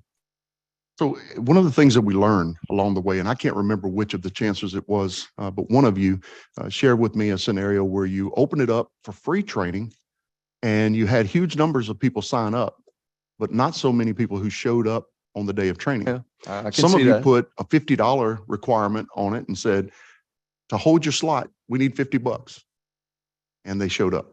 So there's that kind of scenario playing out as well. But I want to take your question and flip it to the policy discussion we're having with regents. So I want you to imagine that when we started higher education in Louisiana from a credit point of view, we started a funding formula that said the state is going to pay this and the student is going to pay this in tuition. We are doing the same thing on the non-credit side now. And effectively what we're asking regents for is to pay for 2/3 of the cost of the program, let the student pay for 1/3, and then let's all go together. The 1/3 that the student's responsible for could be covered by financial aid if they are in need. So hopefully this helps us to provide that training shorter term, but to do it in a way that is scalable. Right now, these numbers are great, but the truth of the matter is Turner Industries needs a lot more than 300 welders and pipe fitters, right? We got to get there to a point where we can scale in each one of these areas. I think that platform and the policy around it is what's going to allow us to scale. All right. Other questions? I got to say one thing, and this is probably the wrong place to say it. I got asked to be on this board 15 years ago, but I'm going to say it anyway because I have a microphone. I got asked to be on this board 15 years ago, and Dr. May said, hey, we were at Washington Mardi Gras. I said, you got to meet this guy. He's from North Louisiana. He's working at the Virginia Community College system. Whatever. Okay. I didn't know anything about higher ed, and we were getting into it. I understood workforce development. And he took us, we met Monty Sullivan. And Dr. May elbowed me. He said, hey, you married a girl from South Louisiana. We'll get it back. Okay, that's good. What you guys had done there, Monty, early high school, the training, they were bringing the roots and the seeds of everything you see here from childhood, early child care, to innovative, leaning in ways to train and use dollars to train and finding dollars to train and put into a budget, they were beginning to do. Monty brought that here. The two hardest things to do as a leader is, one, have a really incredible vision and talk people into buying into it and executing on it. The other hard thing to do is create a team that, if you have a fantastic vision, has the ability to execute on it. Monty has done both. You go through these schools, and I've been sitting down writing and thinking about all the things that I've experienced being here. God, 12 years ago, walking through Fletcher, seeing innovative 3D design on the floor of the Gulf of Mexico that no one is doing anywhere in the world. And you go through and you hear stories about Boeing leaning in and talking to the chancellor at Nunez and say, how does somebody as fantastic as you end up in a place like Chalmette, Louisiana? And she looks at him and said, sir, I grew up 12 miles from here. And because you said that, you owe me a rocket. Yes, ma'am, I'll have the rocket delivered to you.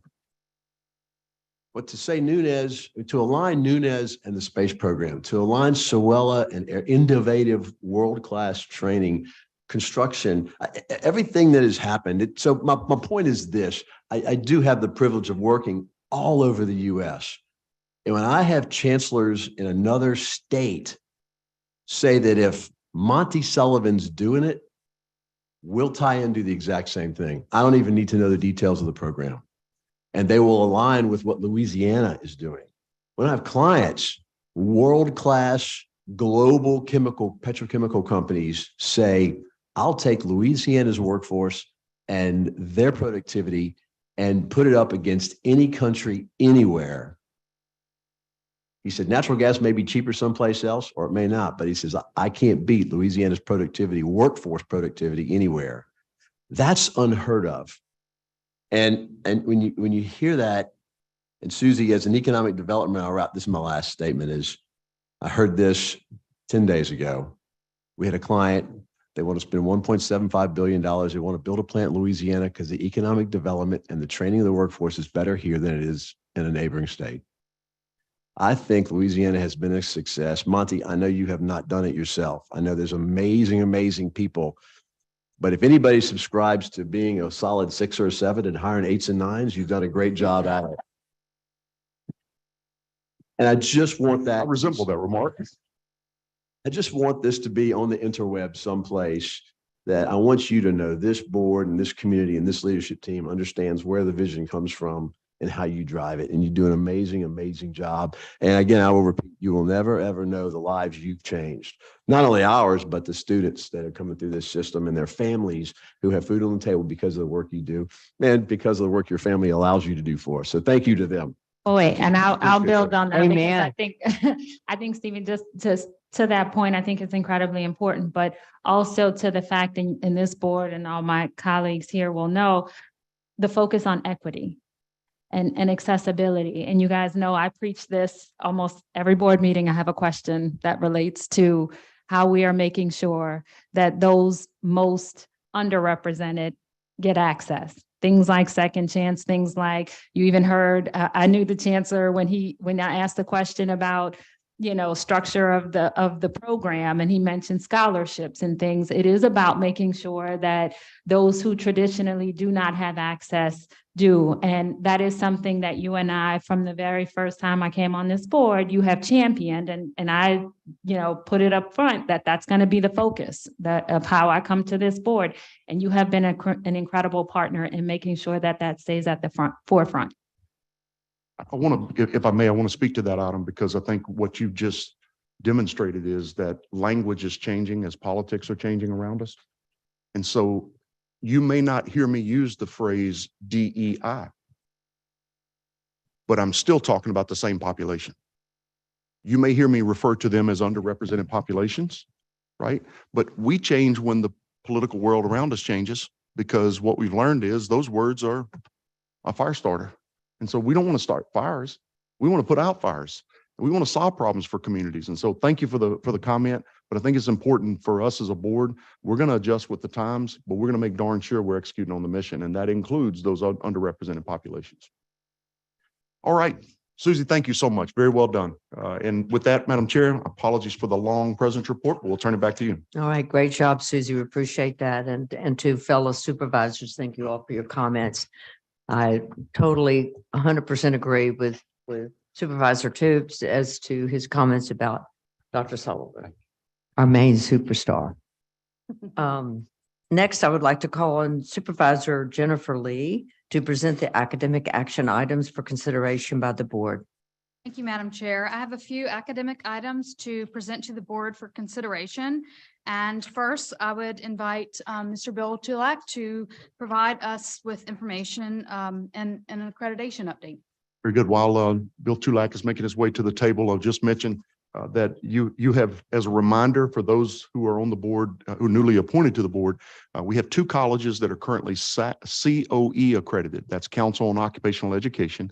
The legislature has indicated to them that they need to move towards SAC COC accreditation. 10 of our institutions hold that accreditation today. And so Mr. Tulak is here to give us an update on where we stand for that SAC accreditation for both Central Louisiana Technical Community College as well as Northwest. Yes. Bill? Good morning, Dr. Sullivan, Chairman Mount, and the board members. I'm giving the update on behalf of Chancellor Spillers and Sawtelle, who couldn't be here today. I'll start with Central. The day after the last board meeting, Central got its official notification that they were a candidate institution. So it was a big step. And from candidacy, the next step is accreditation. And so they have a scheduled visit in April of 24. And so they are working on the compliance certification, getting ready for that and doing all the work and to include an audit. And so they'll have the audit ready in April and they'll submit the audit and the compliance certification and the board will act on it in June. And so at that time, they can become an accredited institution. So I'm sorry. Yeah, the accredited institution. So we're excited of the things that are going on with Central. With Northwest, they are actually in the get prepared for a COE visit. That is going to be in September 5th through the 8th. And so that is their current accreditor. And so they have to be in good standing with the current accreditor as they go through the process of getting SACs. So they don't want to mess that up. So they're busy working on that. And as soon as that is finished, they'll go back to working on the application that was reviewed by SACs. They got a very favorable review by SACs, but they're going to tweak it and get that submitted so they can have that for the June agenda on hopes of getting a candidacy for Northwest.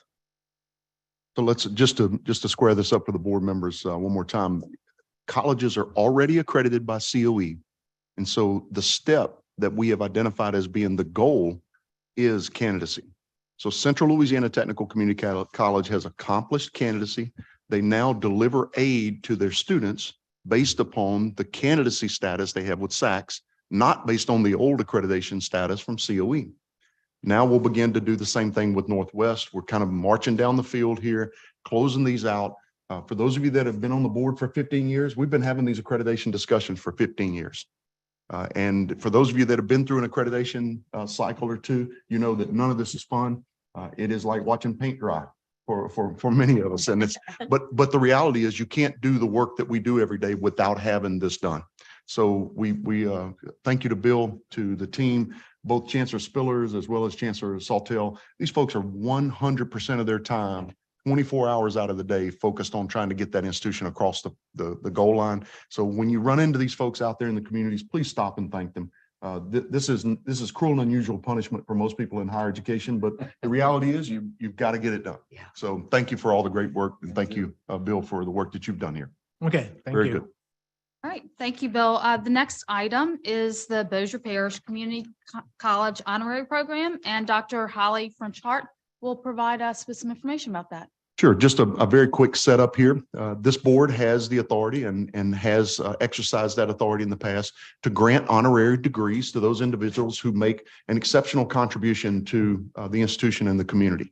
And so in this instance, we have an individual that has been identified that we would like to recommend, and so I'll read the recommendation. Staff recommends that the board approve Bossier Parish Community College to award an honorary associate degree of arts in humane letters to a champion who embodies the college mission to, quote, provide innovative, accessible, and caring learning partnerships and strengthen the regional economy.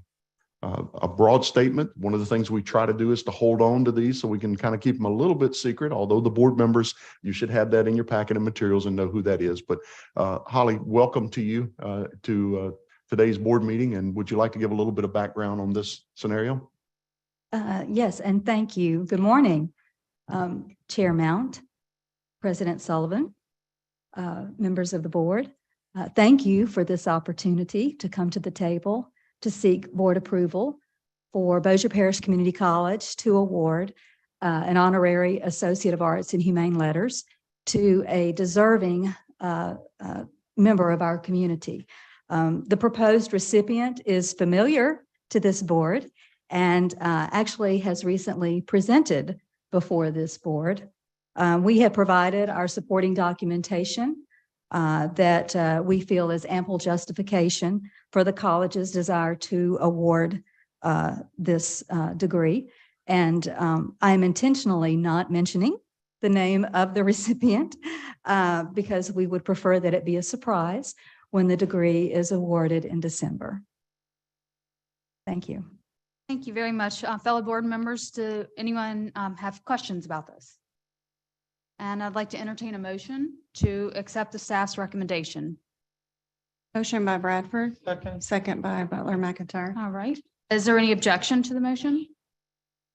All right, hearing none, the motion passes. Very good. Congratulations. Thank you. Thank you very much, Holly. The last item that we will address is the Perkins v. Memorandum of Understanding between LCTCS and Louisiana Department of Education, and Brittany Williams will provide us with information about that. Welcome, Brittany. Thank you. Good morning, Chair Mount, President Sullivan, members of the board. You've all talked about the impact of career and technical education on learners' lives. Supervisor Wood, you talked about vocational education and how that changed your life. Board of Supervisor McIntyre, you talked about early childhood development. Board of Supervisor McConduit, you talked about having access to quality programs. All of those would not be possible without some type of federal investment to leverage what we're doing with our state leadership funds.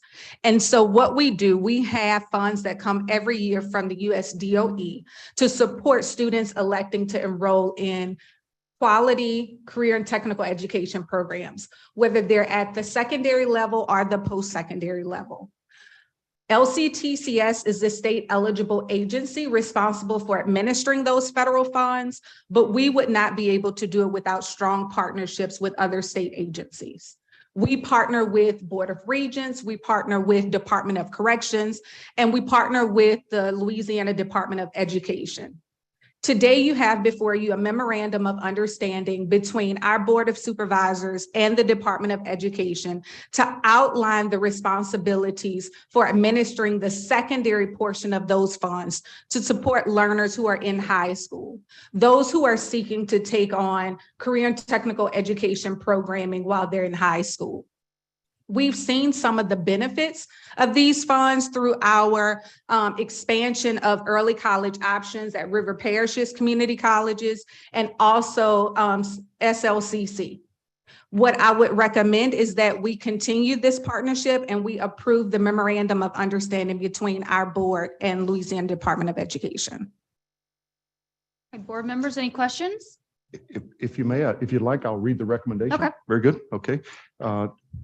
Staff recommends that the board approve the memorandum of understanding between the LCTCS Board of Supervisors and the Louisiana Department of Education for administration of the secondary portion of the Strengthening Career Technical Education for the 21st Century Act, or Perkins 5 funds for the fiscal year beginning July 1, 23 and ending June 30, 2024. The Louisiana Department of Education has approved and signed the MOU. Motion by Murphy, second by Wood. Any objections? All right, hearing none, the motion carries. Chair Mount. concludes Thank you, my- Supervisor Lee. All right, I will present the facility action items for consideration by the board due to the fact that Supervisor Salah is unable to attend today. Item 6, demolition of buildings at South Louisiana Community College. Absolutely not. We're not even going to talk about it. Good morning, members of the board. I'm Joe Marine. I'm the Vice President of Operations for the board office. If you would give me a second to get oriented, since Dr. Sullivan has taken 2 of the items already. 44. Yes, okay. As members of the board, you have the authority over all actions involving facilities, and one of them involves obviously the demolition of buildings. SLCC has a couple of buildings located at the Young Memorial Campus, which were living quarters, which they haven't used in 10 years. Those are in disrepair, and really there's no need to keep them. They're asking that those be given permission to be demolished by the state. The other one is at the New Iberia campus involving a practical nursing program. It's a small building there, also a storage building that they're asking permission by the board to have those be demolished. Staff recommends that the board authorize the Assistant President and the Chancellor of South Louisiana Community College to complete all requirements and execute all documents necessary to demolish 5 buildings at the New Iberia and Morgan City campuses. The Office of Facility Planning and Control must approve these demolitions.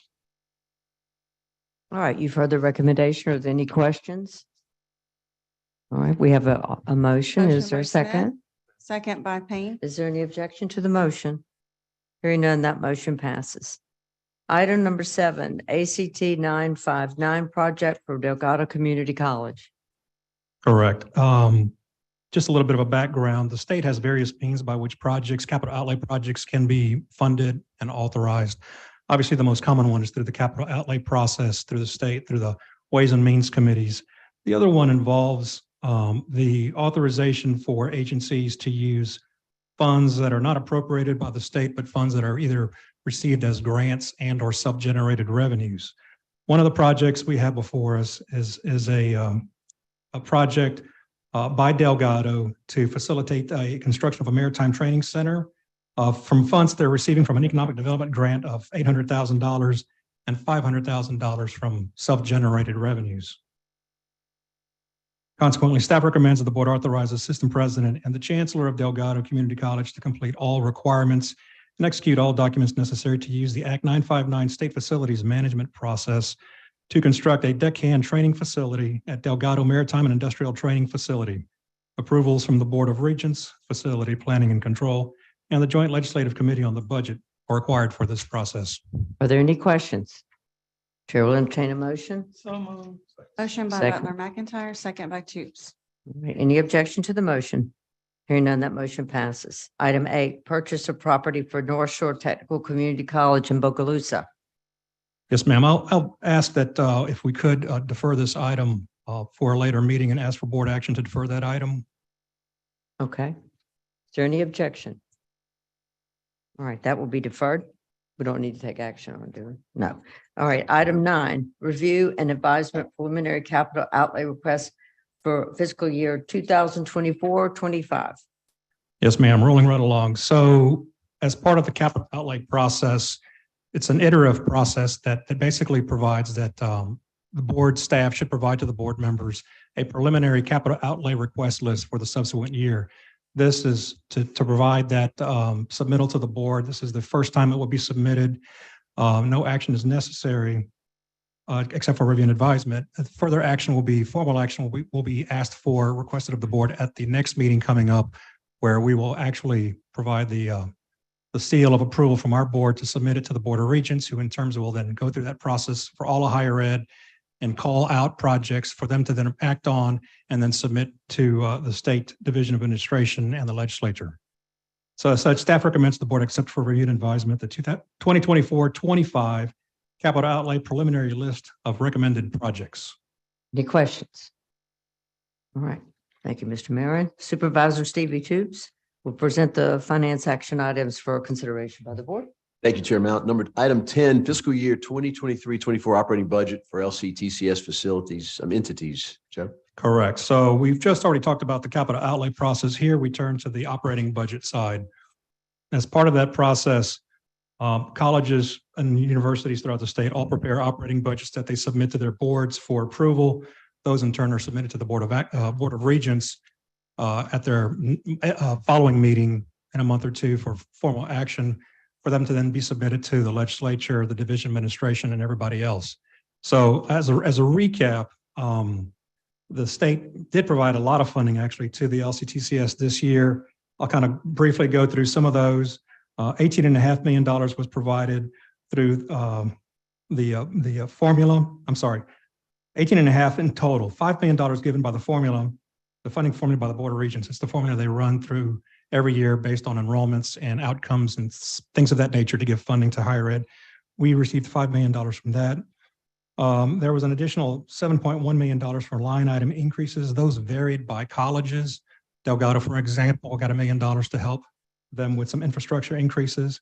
We received $2.1 million for mandated cost increases and $4.3 million for pay increases. With that said, even though we received $18.5 million in additional funding, if you looked at the raw numbers from comparing us fiscal year 24 to fiscal year 23, what you'll actually will see is a decrease on paper. Not to be alarmed, it's a paper entry. And what that paper entry basically recognizes is that the state provided to us in fiscal year 23, all this funding, which you just heard about, broadband, reboot, healthcare funding.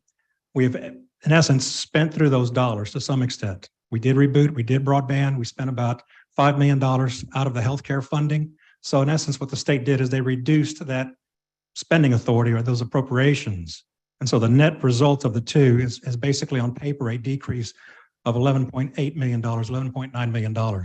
But keep in mind, we received $18 million in new funding. It's just on paper, you saw a decrease net difference of that amount. So with that said, I'll read the recommendation. Staff recommends that the board approve the fiscal year 23-24 operating budget allocations of the LCTCS colleges and the board office. Thank you, Joe. On item 10, are there any questions? Then I'd look for a motion to pass. Motion by McConduit, second by Johnson. Any concerns? Looks like it passes unanimously. Thank you very much. On to item 11, authorizing naming rights for Delgado Community College. Yes, sir. As is, again, the board's purview and responsibility over facilities, any naming rights that are given have to go before the board for action. Delgado is bringing before the board a proposed acknowledgement of Mr. Leon Giorgio's ongoing support for Delgado. He is pivotal to the college, City Park campus. He was instrumental in obtaining a $1 million donation for the forthcoming athletic field house, as well as the Endymion Garden $500,000 donation on the main campus. He has demonstrated his personal commitment to increasing student access by donating the funds to establish the college's first generation endowed undergraduate scholarship. Over the last 10 years, Mr. Giorgio has helped raise $1.4 million for Delgado students by championing the foundation's signature annual fundraiser, Roast of the Town. Consequently, staff recommends the board authorize naming rights for Delgado Community College, which is in accordance with Board Policy 4.003, naming of LCTCS facilities. Delgado Community College requests the Louisiana Community and Technical College System Board of Supervisors authorize the naming of the Leon Giorgio Forum, a general meeting room, room 5000, on the top floor of the Delgado Community College Ochsner Center for Nursing and Allied Health building. This is being requested in honor of the Delgado Foundation President, Mr. Leon Giorgio, who was principally responsible for the coordination of the $20 million donation for the center. That is a mouthful. It is. It is. Does anybody have any questions for Joe on this? Hearing none, seeking a motion to approve. Motion. Motion by Hollins, second by McConduit. Any concerns or questions? Any concerns about it? Looks like it passes unanimously. I know Lee could not be here today, but what a tribute to a great man that has worked with us on the foundation for a long time. A real privilege to get to know him. I do think he'll be making one of the future meetings.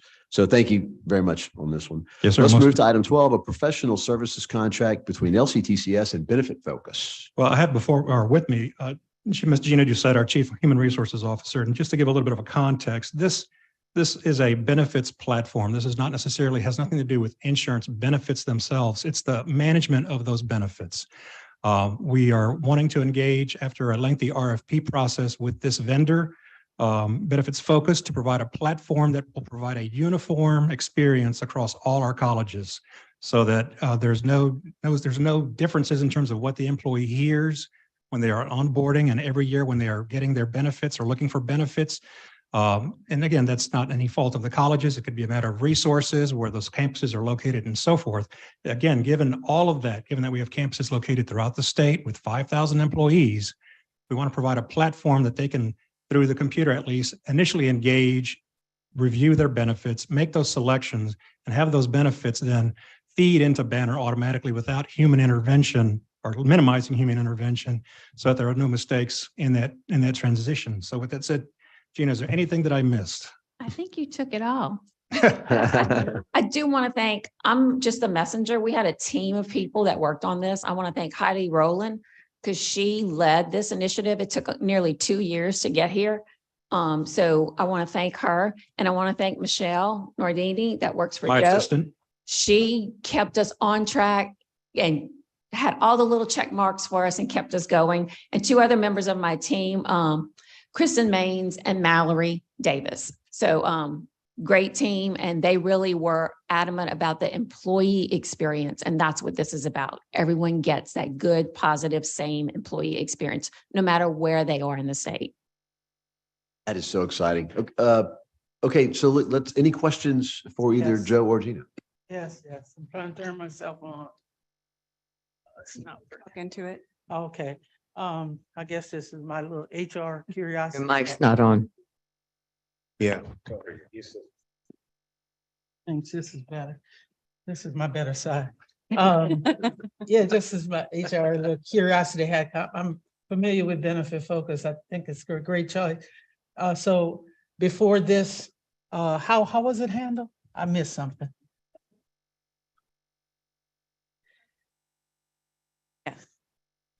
Yeah. Now you got Okay. it. So right now, each HR office educates the people coming in and they complete paper forms, and then it's data entered into the system. So it's a lot of labor, and it also can leave room for error where the employee can actually go into this new system, make their selections, and instead we're working error reports and making sure that they're getting what they think they're getting when they're selecting through it. So it's the entire system now. It's not individually owned necessarily by the individual colleges. Correct. Okay. I was just trying to catch up with you. So Thank you. thankful that you asked that question. And let me mention to the board, particularly for those new members, the LCTCS Board of Supervisors is the only hiring authority.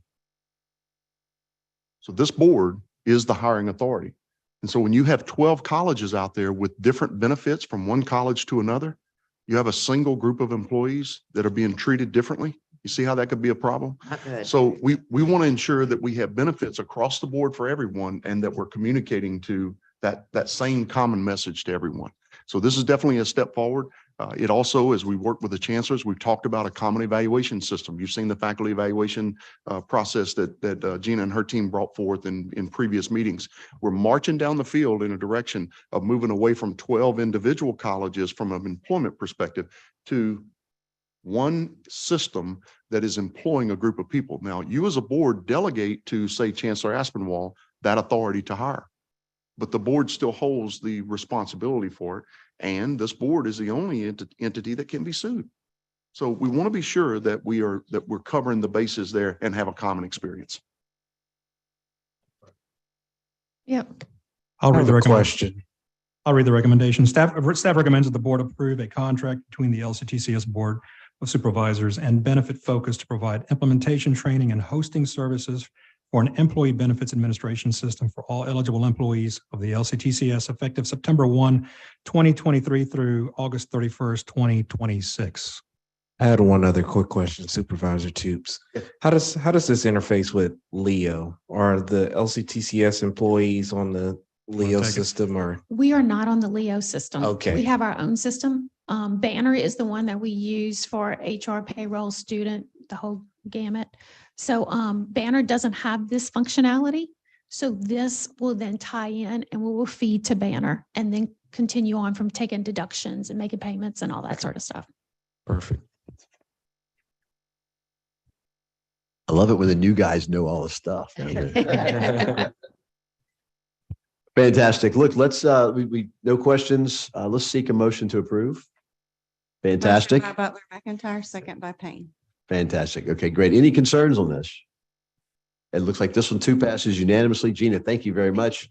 Joe, I think we're finished with you, maybe? Yes. All right, next is governance. Again, Supervisor Price was unable to be here today, so I'll present the governance action items for consideration by the board. Item number 13, revision to LCTC board standing and external committee appointments. Sure. I'll take that one, Madam Chair. As you are aware, every 2 years, as we have, we populate the standing committees of this board. You have seen that group. With the change in membership of the board, we had a number of positions that were impacted. Working with Chair Mount, we agreed that we would go to the executive committee, ask executive committee members to fill in into those staff or into those chair roles. And then as we move to the July 1 of 2024 timeframe, we will repopulate those committees over again. So what you have here, we're informing you of the changes that have been made to this point. We tried to be minimally, we tried to change as little as we could. Let me say it that way. And so you have that item in front of you. I'll read the recommendation. Governance Committee recommends that the board approve the attached revisions to the standing and external committee appointments of the LCTCS Board of Supervisors. All right, any questions? The motion. Motion by Toops, Second. second by Payne. Okay, is there any objection to the motion? Hearing none, that motion passes. Item 14. Item 14, staff recommends that the board approve the 2024 board meeting schedule as presented. Meetings are scheduled on the second Wednesday of the month, unless adjusted for a schedule conflict, with no regular meetings held in January, July, September, or November. Meeting dates designated in March and May will be confirmed during the February and April meetings. Any questions? Motion to approve. Second. All right, any objection to the motion? Hearing none, that motion passes. Just a quick comment. Yes. It might be good. We used to rotate 1 or 2 board meetings at other locations. I realize we have the privilege of moving October, but just for the record, for next year, it was nice. Hoping to go to Lake Charles. Okay, well, sure. Man, this So chairman we thing have is getting to our head. Chair Mount and I have been working on a secret plan. Let me just say it that way. But Lake Charles. That's right. That's right. But Lake Charles is, we were a bit concerned given changes in staffing and in particular, we wanted to make sure that Erica had an opportunity to see the board meet in its current element. So we decided to kind of push off for the current fall, but we will certainly be looking forward to other meetings in the future. And one of the things we want to incorporate is to go to those locations so we can see, for instance, that hangar at the Sewella campus, so that you really get a sense on the things that you're acting upon. You're seeing them firsthand. I think that'll be important. That's good. We'll do it. All right, very good. Good comment. Supervisor Smith, we're going to defer item 15 at this time. My only thing I have on the. Yeah, I'm sorry. I mean, you're getting all nervous. Okay. All right, members, I encourage you to review the information provided on updates, if you'll just peruse that. Is there any additional business to come before the board? Ms. Walter, or were there any public comments? There were not. Right. Under announcements, if you've not completed the system president board and self-evaluation, please do so as quickly as possible. The information was emailed on July 10th. If you did not receive it, please let Katie know. If you need a copy of this information, again, just reach out to Katie. Please make a note that the LCTC conference will be held in the Hilton, Riverside, New Orleans, on September the 27th through 29th. Information again was sent out with details about the conference. If you did not RSVP, please let Katie know if you plan to attend as quickly as possible. You really don't want to miss this. It's a lot of fun and we learn so much.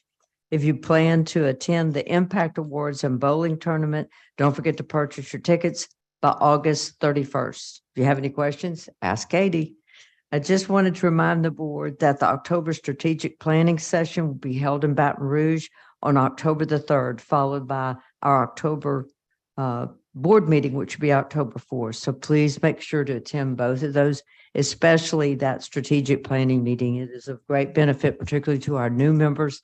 We really gel as a board and really good things come about. So with that, is there anything else? Any Madam other Chair, if I may, I just want to put on the calendars for everyone involved.